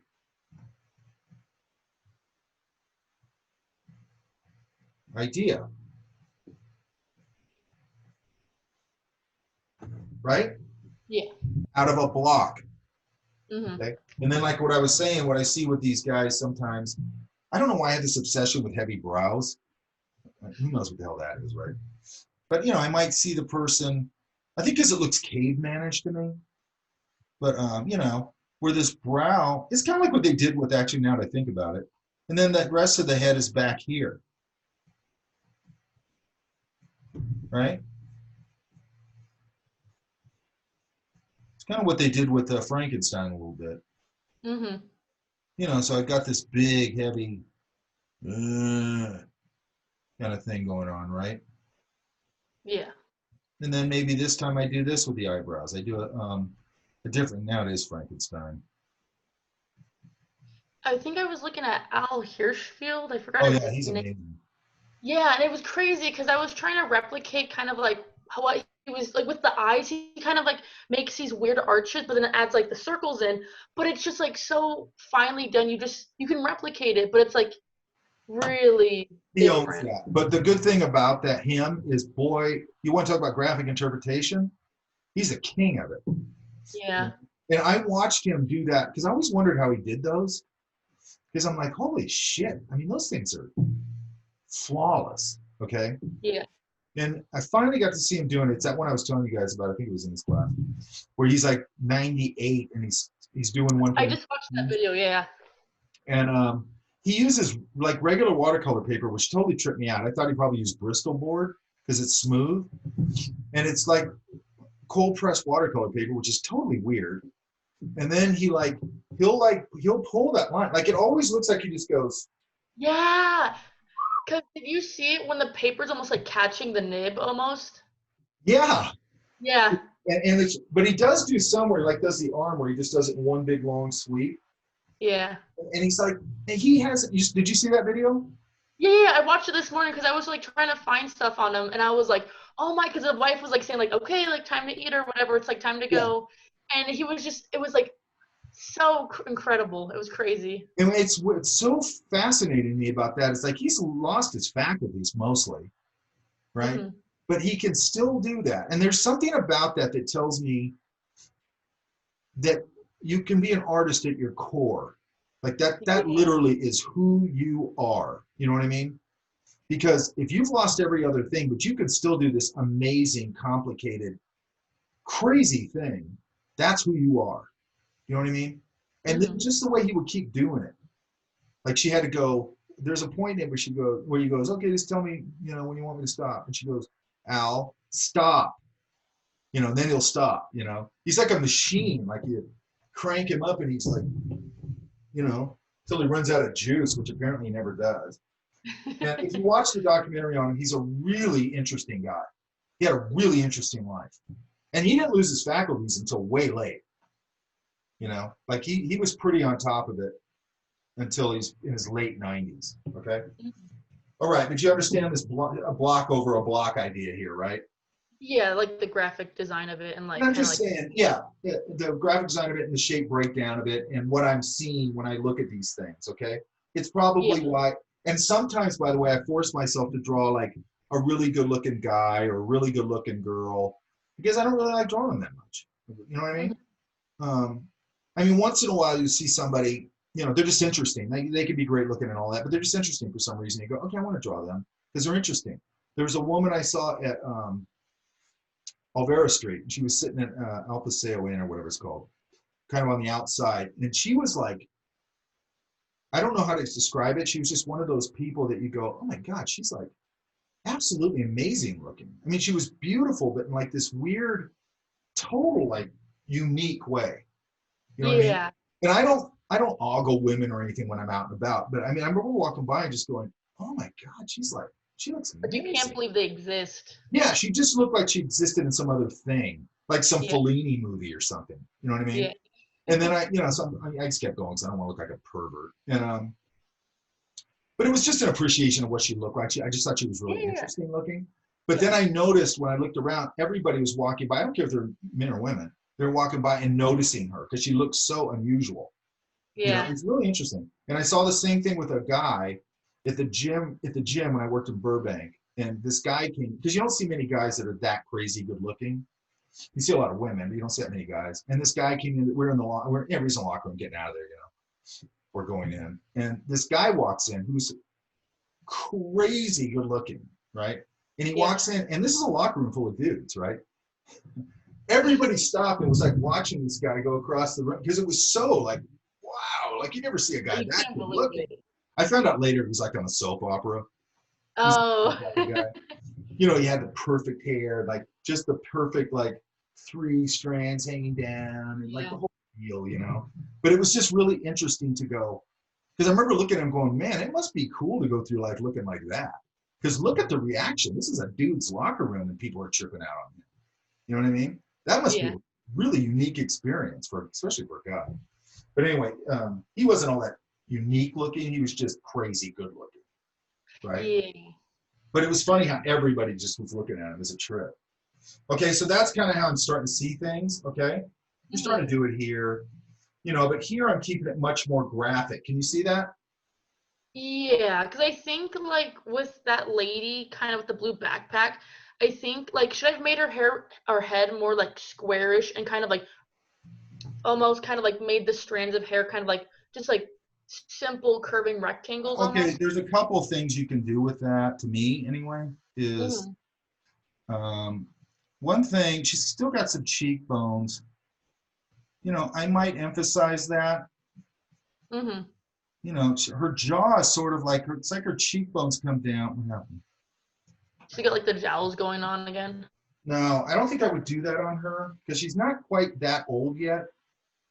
Hang on, I think my pin just decalibrated. Hang on. Oops.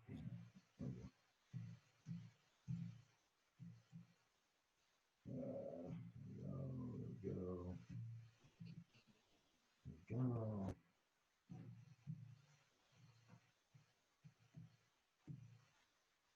Okay.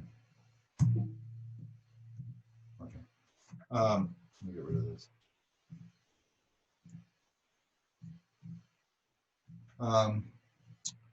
So I don't know, I'd probably find some way to lock this in, but when you're talking about the hair part, and then I'd really push you did push the earrings. I pushed the earrings. The hair part, I'd probably, even though it's thinner, who cares? I'm using this as jumping off point.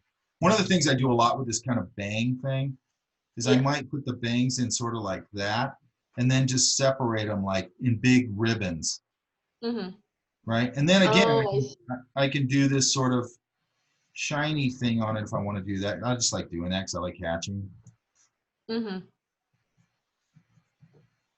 You know, and then she's got a little bit here. But these, I'm just going to separate into these big ribbon ideas. So if I have like, from a side view, I've got no room left here. You know, the hair does this. Sort of like that. Does that make sense? Yeah. So that would make it, I mean, this is a much more graphic interpretation of this, correct? Yeah, Super definitely. graphic and simplifying, okay? So I would say the way into this, if you're kind of understanding this, is what's the way in? Simplification. Yeah. Right? Because you simplify, you have to come up with a graphic solution, okay? It's almost like if somebody goes, hey, make me a logo of her bangs, of her hair. Then you go, oh shit, how do I do that? Well, I'm gonna have to simplify it. So here's my you know, my logo of her hair or whatever, because I have to simplify it, right? Yeah. It's graphic design to a certain extent, okay? Hmm. Which is why I think sometimes, especially in my vector class, sometimes the graphic designers, I'd say most of the time actually, the graphic designers kick the shit out of people who say they're illustrators. And I think it's because from a fundamental standpoint, they understand design. Because Yeah. they went into a field that's not, I would do Marvel movies. So I just went to superheroes. Like they don't have that shit to hide behind. You know what I mean? You have to just be a good designer if you're going to be a graphic designer. You have to be good enough to go, I'm going to do cosmetic packaging. It's white. It's got like a gradient at the bottom and the logo or the name, right? So it's got words, a gradient, and white. And it's funny because when I show people stuff like that, I used to take designers over to the like Nordstrom's or wherever to the cosmetics counter. I go, let's go over to Nordstrom's, look at the cosmetic counter. And they go, why? We're not doing cosmetics. I go, because they got badass designer. That's why. And it's really simple. It's really simple. And then people look at it and they go, oh, big deal. It's a white package with a gradient and a word. And I go, try and do it. Try and pick the exact right type, put it right in the right place, kern it out just right color, that, you know, so on and on and on. It is not easy. I'd argue that's really hard. That's hard. Yeah. When you go, I'm going to make this look classier than hell and upscale as hell with nothing, okay? And then you can look up minimalism, Swedish graphic design, minimalism, all these different things from the 70s, where it was like that, a word and a dot, but it was perfect. You know what I mean? And take away from that kind of idea here, because a drawing has to be balanced and a design has to be balanced, okay? You're going to find out really quickly when we go to start doing a final drawing for this first project, it's hard to get a drawing really balanced, okay? Especially when you're going to ink it, because there's not, and I probably said this in here already, I can't tell you how many times I've done a drawing at work or whatever, and I go, cool, I'm going to clean this up and, I don't know, render it or something. I start cleaning up, the whole drawing falls apart. I get it cleaned up and then I look at it and I go, oh my God, that is so amateurish looking. It's off balance. It doesn't have any center of gravity. It's just terrible. The design wasn't good. The design, and like the design was terrible. Yeah. The drawing wasn't strong. It wasn't finished enough for me to go and clean it up. Does that make sense? Yeah. Like cleaning it up revealed what a piece of crap it was. Okay, that how unbalanced all of it was. Like that's the beauty of doing these kind of things. There's a bunch of, and I've already said this today, but the beauty of getting super good at that super control that you have to learn with inking is so valuable, okay? Because I'm a big like sketch loose and rough and all that shit. But then you got to be able to take that to all the way to finish when you need to. And then go, and I do this on purpose. That sketchbook I think I showed you guys where I was doing all the brush pen stuff. The reason I do that is to counter that I do so much loose sketching. Okay, so this forces me to go, no, you got to think about everything you're drawing, dude. And I do it in a red color erase pencil on there so you don't see it too much. And then I go in and then I have to look at it and I look at it in the mirror and stuff and I go, okay, it's pretty balanced. And then I'll go, and then I have to be very fine with my motor skills to make that work, right? So I have to force myself into a skill set that I don't do all the time. And it's really fun, okay? Because those Pentel brush pens are finicky, man. You know what I mean? They're really finicky. You know, it's buzzing me here.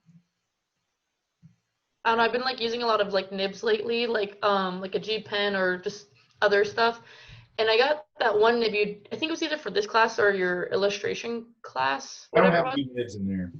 Okay, then it's this one then. Yeah, and I was playing with it and it's just like it's almost like sketching but with ink, because you can almost like get that quality to it versus kind of like a micron almost, or like a Pentel. Okay.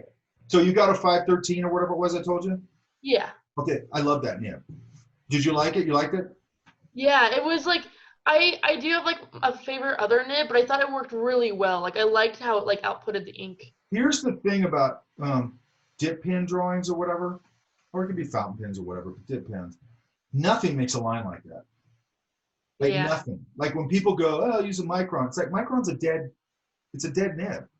It's basically those were basically made, and you can use them. There's ways you can manipulate them, but those were made to make a dead exact same line. They were made for technical drawings, basically, okay?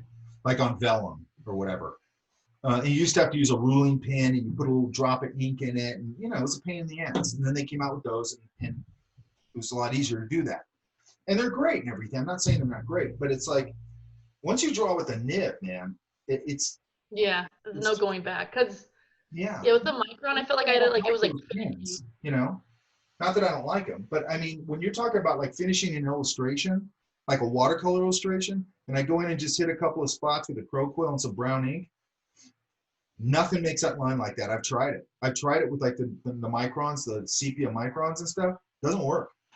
It doesn't work. It just doesn't have that beautiful line quality, And those things, I mean, they're so simple. You just lean on them, man, and they get that beautiful. I mean, they're amazing. And you do them on smooth Bristol, it's the shit. And then like my favorite is like you can rub your hand over it and you can like feel the little indents like in the paper. Yeah. And I just love everything about it. And it's so dense and rich, Yeah. It's so dense and rich, Then if you like scan it in, you scan it in like Photoshop, you just barely push the levels on it. It's just black, man, And it's bulletproof. Like if you use India ink, it's bulletproof. You can put watercolor over anything, Anyway, that's a tangent, sorry.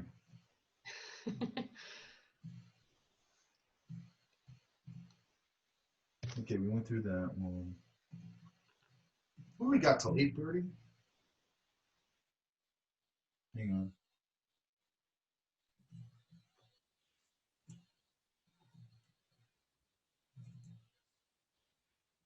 Yeah, okay. I can go a little longer. Okay, and another thing, you guys, a lot of this, I probably won't have to go over all of them on Thursday. What I'll probably do is I'll pull the rest of these out now, but from now on, get everything in there on time. I'll pull the rest of these out, and I'm going to look them over. Okay, so I'm hoping you're seeing this. From one person to the next, I'm kind of saying the same things, am I not? Yeah. Okay, so what does that tell you? Do it. We all make the same. This is the thing. Whenever people come up to you as an instructor, and they go, it's like almost like they're telling you some secret, and they go, hey, I really have a lot of trouble with value. And I always go, you and everybody else. Oh, I have a lot of trouble with line quality. You and everybody else. I have a lot of trouble with color. You and everybody else. There's like 7 things that all of us have the same problems with, okay? So we're all in the same boat, okay? So a lot of this stuff, you're going to go back and look at your stuff, and it's going to apply to your stuff. Does that make sense? So what I'm going to want to do, I keep saying Thursday. God, I hate that we only have one. I'd rather it's 2 days a week.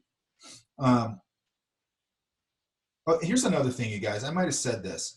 Do you got, and I'm going to do this. I'm just going to do it. And maybe I'll do it this week. I'm going to put up a date on Zoom, and I'm going to put it up on our announcements, and I'm going to do a Zoom thing at 1 o'clock, whatever time I can do it. And it's not going to be an obligation. And it's not going to be where you have to tell me. It's not going to be anything other than if you want to show up and go over some of this stuff offline, or not offline, but not in class, we can just do it. Does that make sense? Yeah. Are you guys interested in doing that? Yeah. Yeah. Because, I mean, I'm going to always run out of time in here. I'm not always, but this first part of this part.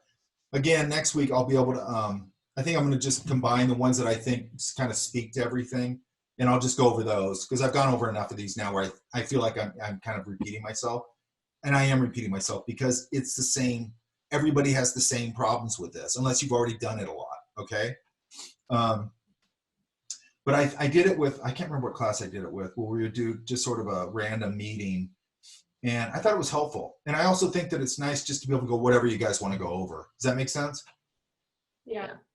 So what I'm going to do is I'll start doing that. I'll try and do it whenever I can, every week that I can.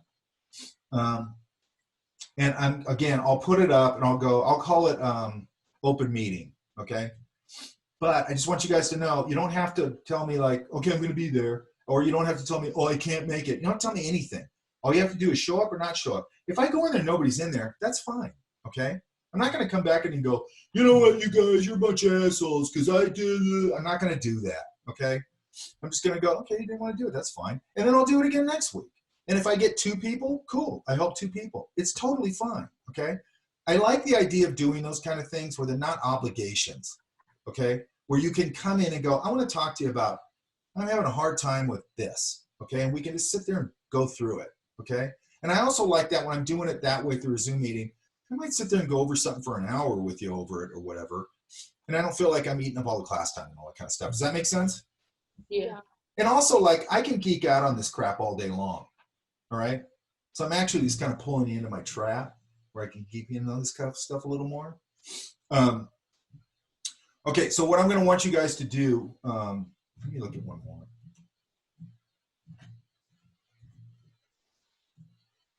What am I at? I am. God, I'm so brain dead. I've been this thing of being in the house for like 6 months. I'm so brain dead.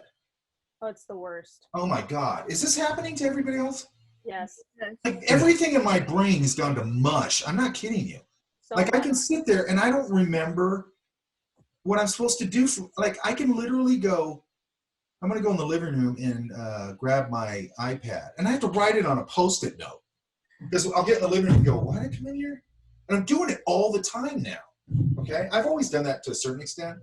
But now it's just like everything's so foggy. And I realize I'm like, I got to get out of this fucking house, man. You know what I mean? Every space is the same. So you're like moving through the same space every day. So it's Every like, day is the same. Yeah. It's literally Groundhog Day. Yes. Like the same thing again and again and again. My girlfriend, like about, I don't know, like a month ago, she goes, I don't want to get out of bed anymore. And I go, why? And she goes, why?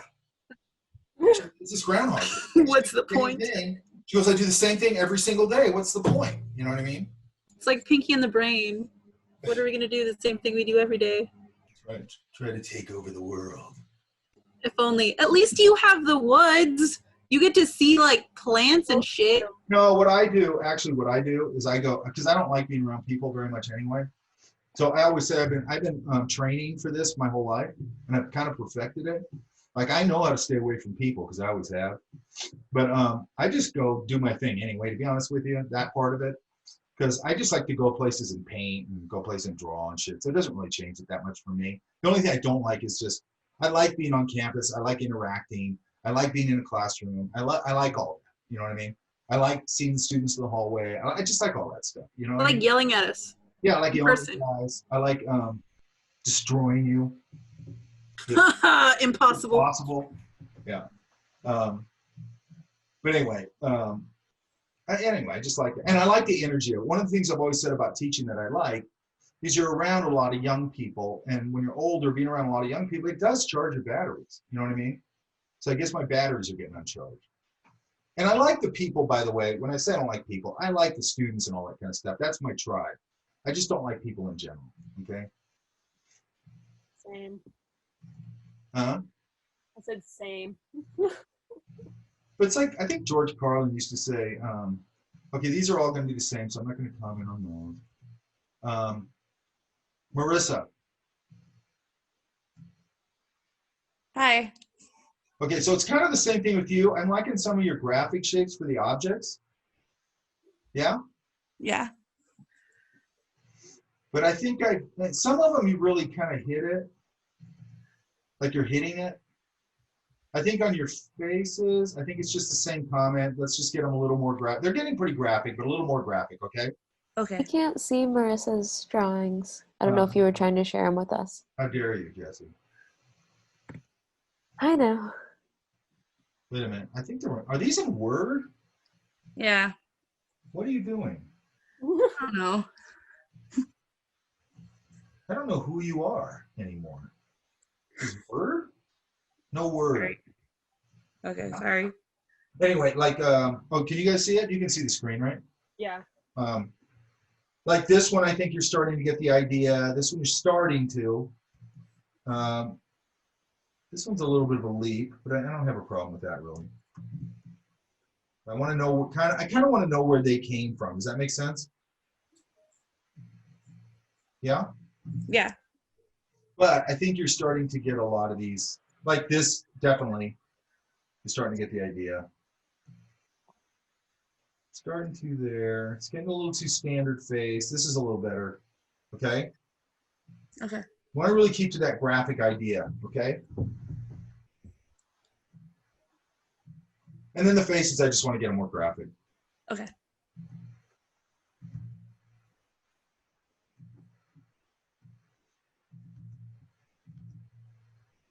Okay, I'm looking at Taylor's. Kind of the same comment with the faces. Okay, let's just get them a little more graphic. And also Taylor, are you there? Yeah. Like here, this is a good example. Like give me a, you're kind of doing the scribble thing, but I want it to be, I want that design, right? Okay. I didn't know which Taylor you were talking to. That's the other Taylor. Yeah. Taylor Cole White sent hers to, I wasn't sure. you've been in my class before. I know, but there's two Taylors now. I know, I was just confused. I was like, maybe that's not me. And then I saw my drawings. I was like, oh shit. It's a tale of two Taylors. Yeah. I mean, I have a nickname, but I don't know if you'd be cool with it. What is it? TC Dub. What is it? TC Dub. That's too hip for me. I can't say that. That's cool, actually. I don't like when people call me Tay Tay because my little nephews call me that, and I'm always just. Okay. That's all of them that I have now. You guys are understanding where I'm coming from at this point, correct? Yeah. Okay, so here's what I'm going to do on Tuesday. I'm going to try and get a meeting in before then, because I'm going to go through the other ones. I'm going to pull the ones. I'm going to pull any ones out of the ones that are on the drive. And yeah, all the ones that are on the drive. I'm going to pull out any that have comments that are not the ones I've already made. Okay? And I'll go over those. I'm going to try and do a meeting this week. I have to do all this shit at my house because my house is a disaster. Anyway, but I have somebody coming up to it. But anyway, so I'll try and do it this week. What I want to do on Tuesday is I'll just wrap this up. And I think I want to start jumping into how we're going to start designing this figure for this thing we're going to do. And I think I'm going to start demoing the ink. And the reason I'm doing it so far out, probably not that far out, but further out, is because you need to start practicing just getting used to using, I don't think a dip nib's that big a leap, but a brush is. I think a brush is kind of a leap, okay?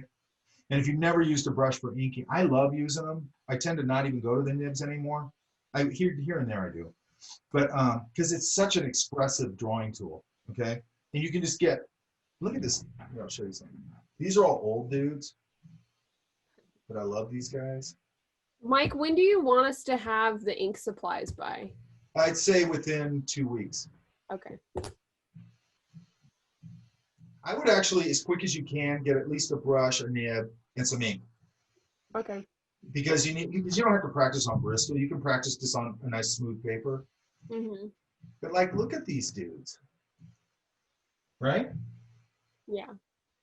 I mean, these dudes were the dudes who were like monster inkers. Okay, they usually did all this comic stuff. You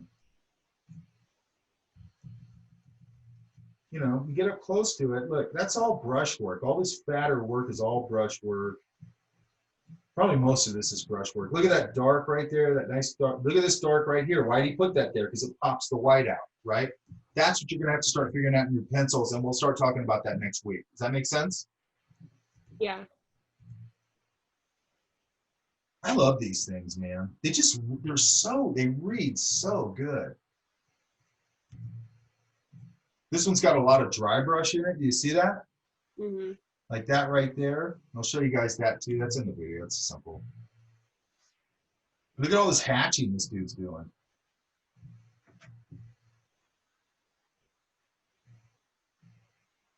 Look at that right there. Then how he pulls that out right there off the back of his neck. See that? Yeah? Yeah. These guys were good letterers too. They did that all by hand. And I'll find some, I just like all the blacks in this. The thing I like about this one is if you want to do like a lot of areas of black, see how he's worked those out? But look what always happens. It goes into a rat tail to express the mid-tone. Does that make sense? Mm-hmm. That's why they do that. Otherwise it would just cut off. which would Yeah. make no sense. It goes dark, mid-tone, light, right? Mm-hmm. And that's basically just a rat tail. You put that down, you go fat to thin, fat to thin, fat to thin. Start doing that with your brush. Start doing that with your nib, okay? It's in the video. I will try and get that done by tomorrow. I think I'm almost done with it. Okay. I'm done with all the demonstration or whatever. I just have to adjust all the audio and everything. Mm-hmm. And then this is just one with ink and watercolor, okay? Go ahead. Oh, I'm not sure if you're gonna go over to the go over this in the video or if it's applicable, but do you go over like rat tails in the video? Yeah, a little bit. But I'm also going to go over those. I'm going to go over those on Tuesday.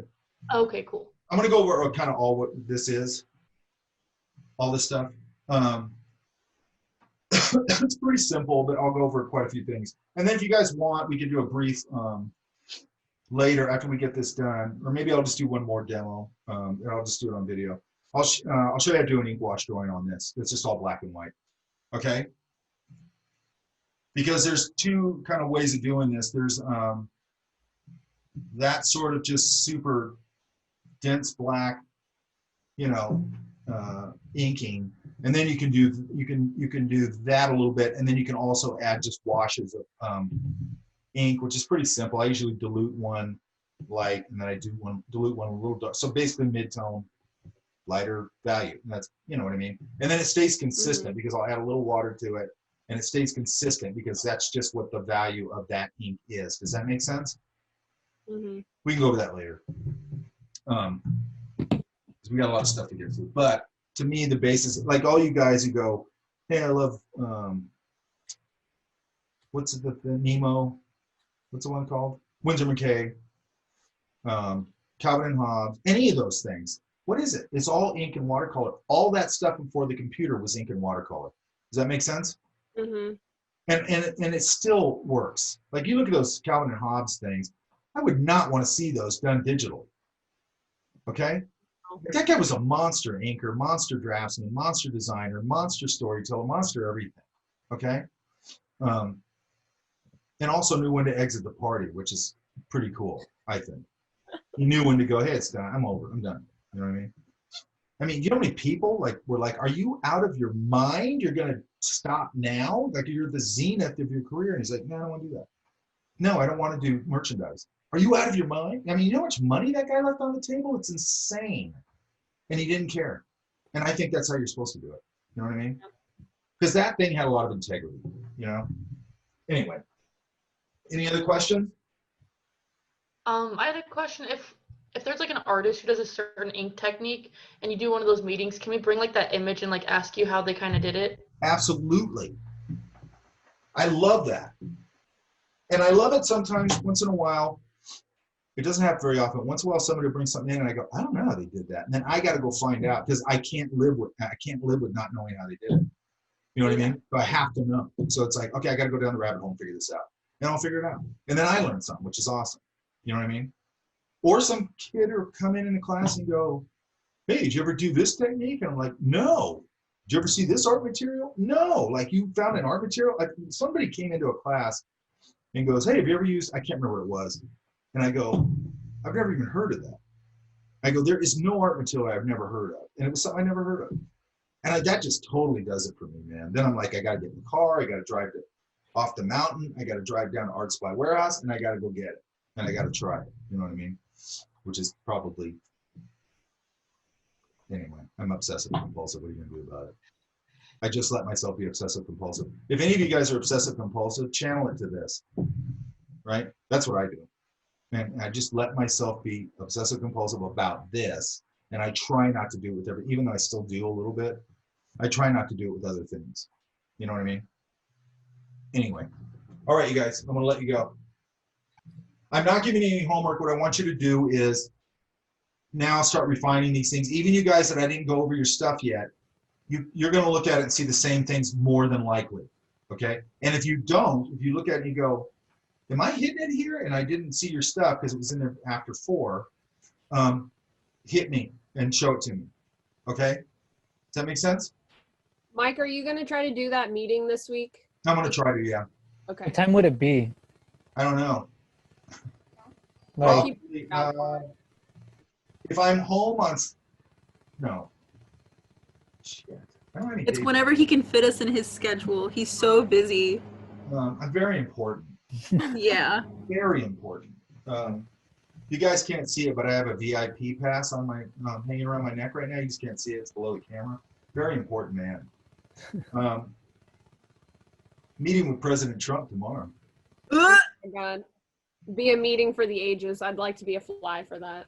Two boneheads. Two boneheads meeting for the first time.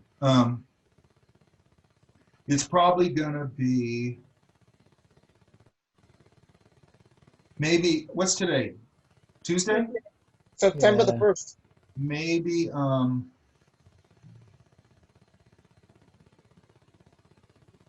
maybe Wednesday or Thursday, because Wednesday I don't have a class till 6:35, so I'll probably start doing it on Wednesdays is my guess. I can't do Wednesdays though, because I have class all day with Phil. Cancel. Cancel my classes with Phil? What do I care? Need my class. Honestly, he'd probably say the same to you. Of course. I always say the same thing. I go, look, when somebody tells me, oh, I got all this homework and all that, I go, I don't give two craps about what you got in other people's classes. My class is the only class that matters. And probably they tell you the same thing. I had that problem in Art Center. I had a hard-ass perspective instructor, and then I had a hard-ass, I think he was a communication guy. Like, the communication guy terrified me.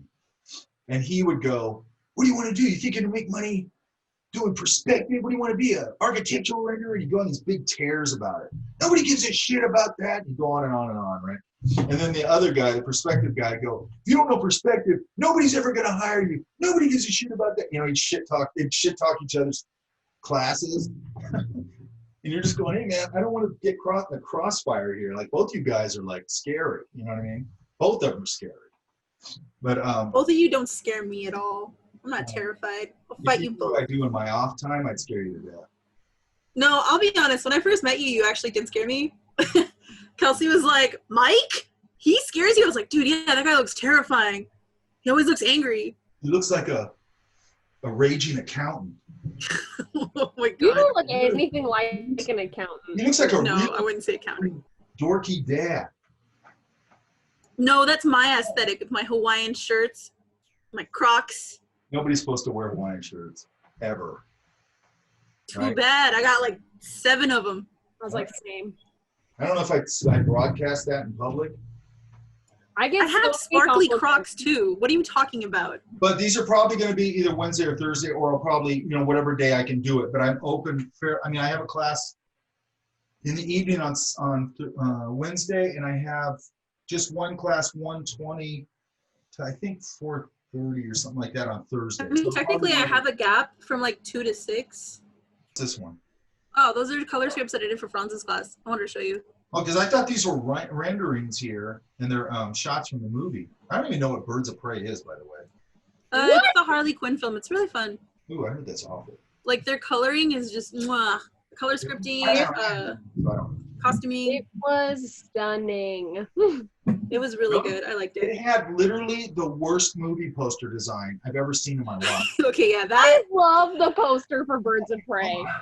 I thought it was a student project. Like one of my students showed it to me, and I go, "Oh, that's like a fan art thing or whatever." And he goes, "No, Yeah, that's I a remember. poster." Because he showed it to me. He go, "Dude, look how bad this poster is." And I go, "That is not a real poster." And he goes, "Yeah, it is." And then I looked it up finally because I didn't believe him, and it was a real poster. Which and I one? thought it was a student poster. And to be honest with you, even if a student did it, I'd be like, "That's not that good." You know what Which I mean? one? It was the one with I think there was words around her neck. What's her face? Like it was like the main one, and then it has like everyone kind of floating in the background. I was there for that. That was what's his name? I think everybody's supposed to see that movie because that girl's in it. No, it's great. It has the best scene of, I mean, as a woman, I would say it has the best scene of a woman having emotions about a breakfast sandwich. It's just like, I knew you were gonna say that scene. It's All just right. the most well-emotional scene I've ever. You just made me not want to see that movie. No, it's like a really cool scene. Yeah. And No, I'm never going to see it. my class and I dropped my iced coffee once and I was like, this is it. Ugh. Also, sorry if you hear barking. Our like huskies going crazy. All right, you guys, I'm going to download the other stuff tomorrow, and then I'm going to go through it. I'll find the ones, like I said, that I think I can address. I'm going to go over that briefly on Monday, and then we're going to start talking about. Tuesday. Does that make sense? Are you going to go over briefly in the secondary meeting or next Tuesday? Probably both. I mean, if anybody comes in and they have their stuff in there and they want me to go over it, I'll go over it. But what I want to do is pull out the ones where there's something unique in it, because if you notice, most of the stuff I'm saying is kind of a repeat. Yeah. So anybody who's doing, like when you guys got off here, if I didn't look at your stuff, go look at it and you're going to see the same things probably and go, oh, I'm not being graphic enough. Oh, I'm not pushing enough. Oh, I'm whatever. Yeah, Okay. yeah. And if you have questions about it, hit me up. Okay. And I will try to do a meeting this week. And I'll vary them. I'll try and vary them. Like next week, do it on a different day or whatever, so I can kind of cover everybody. Does that make sense?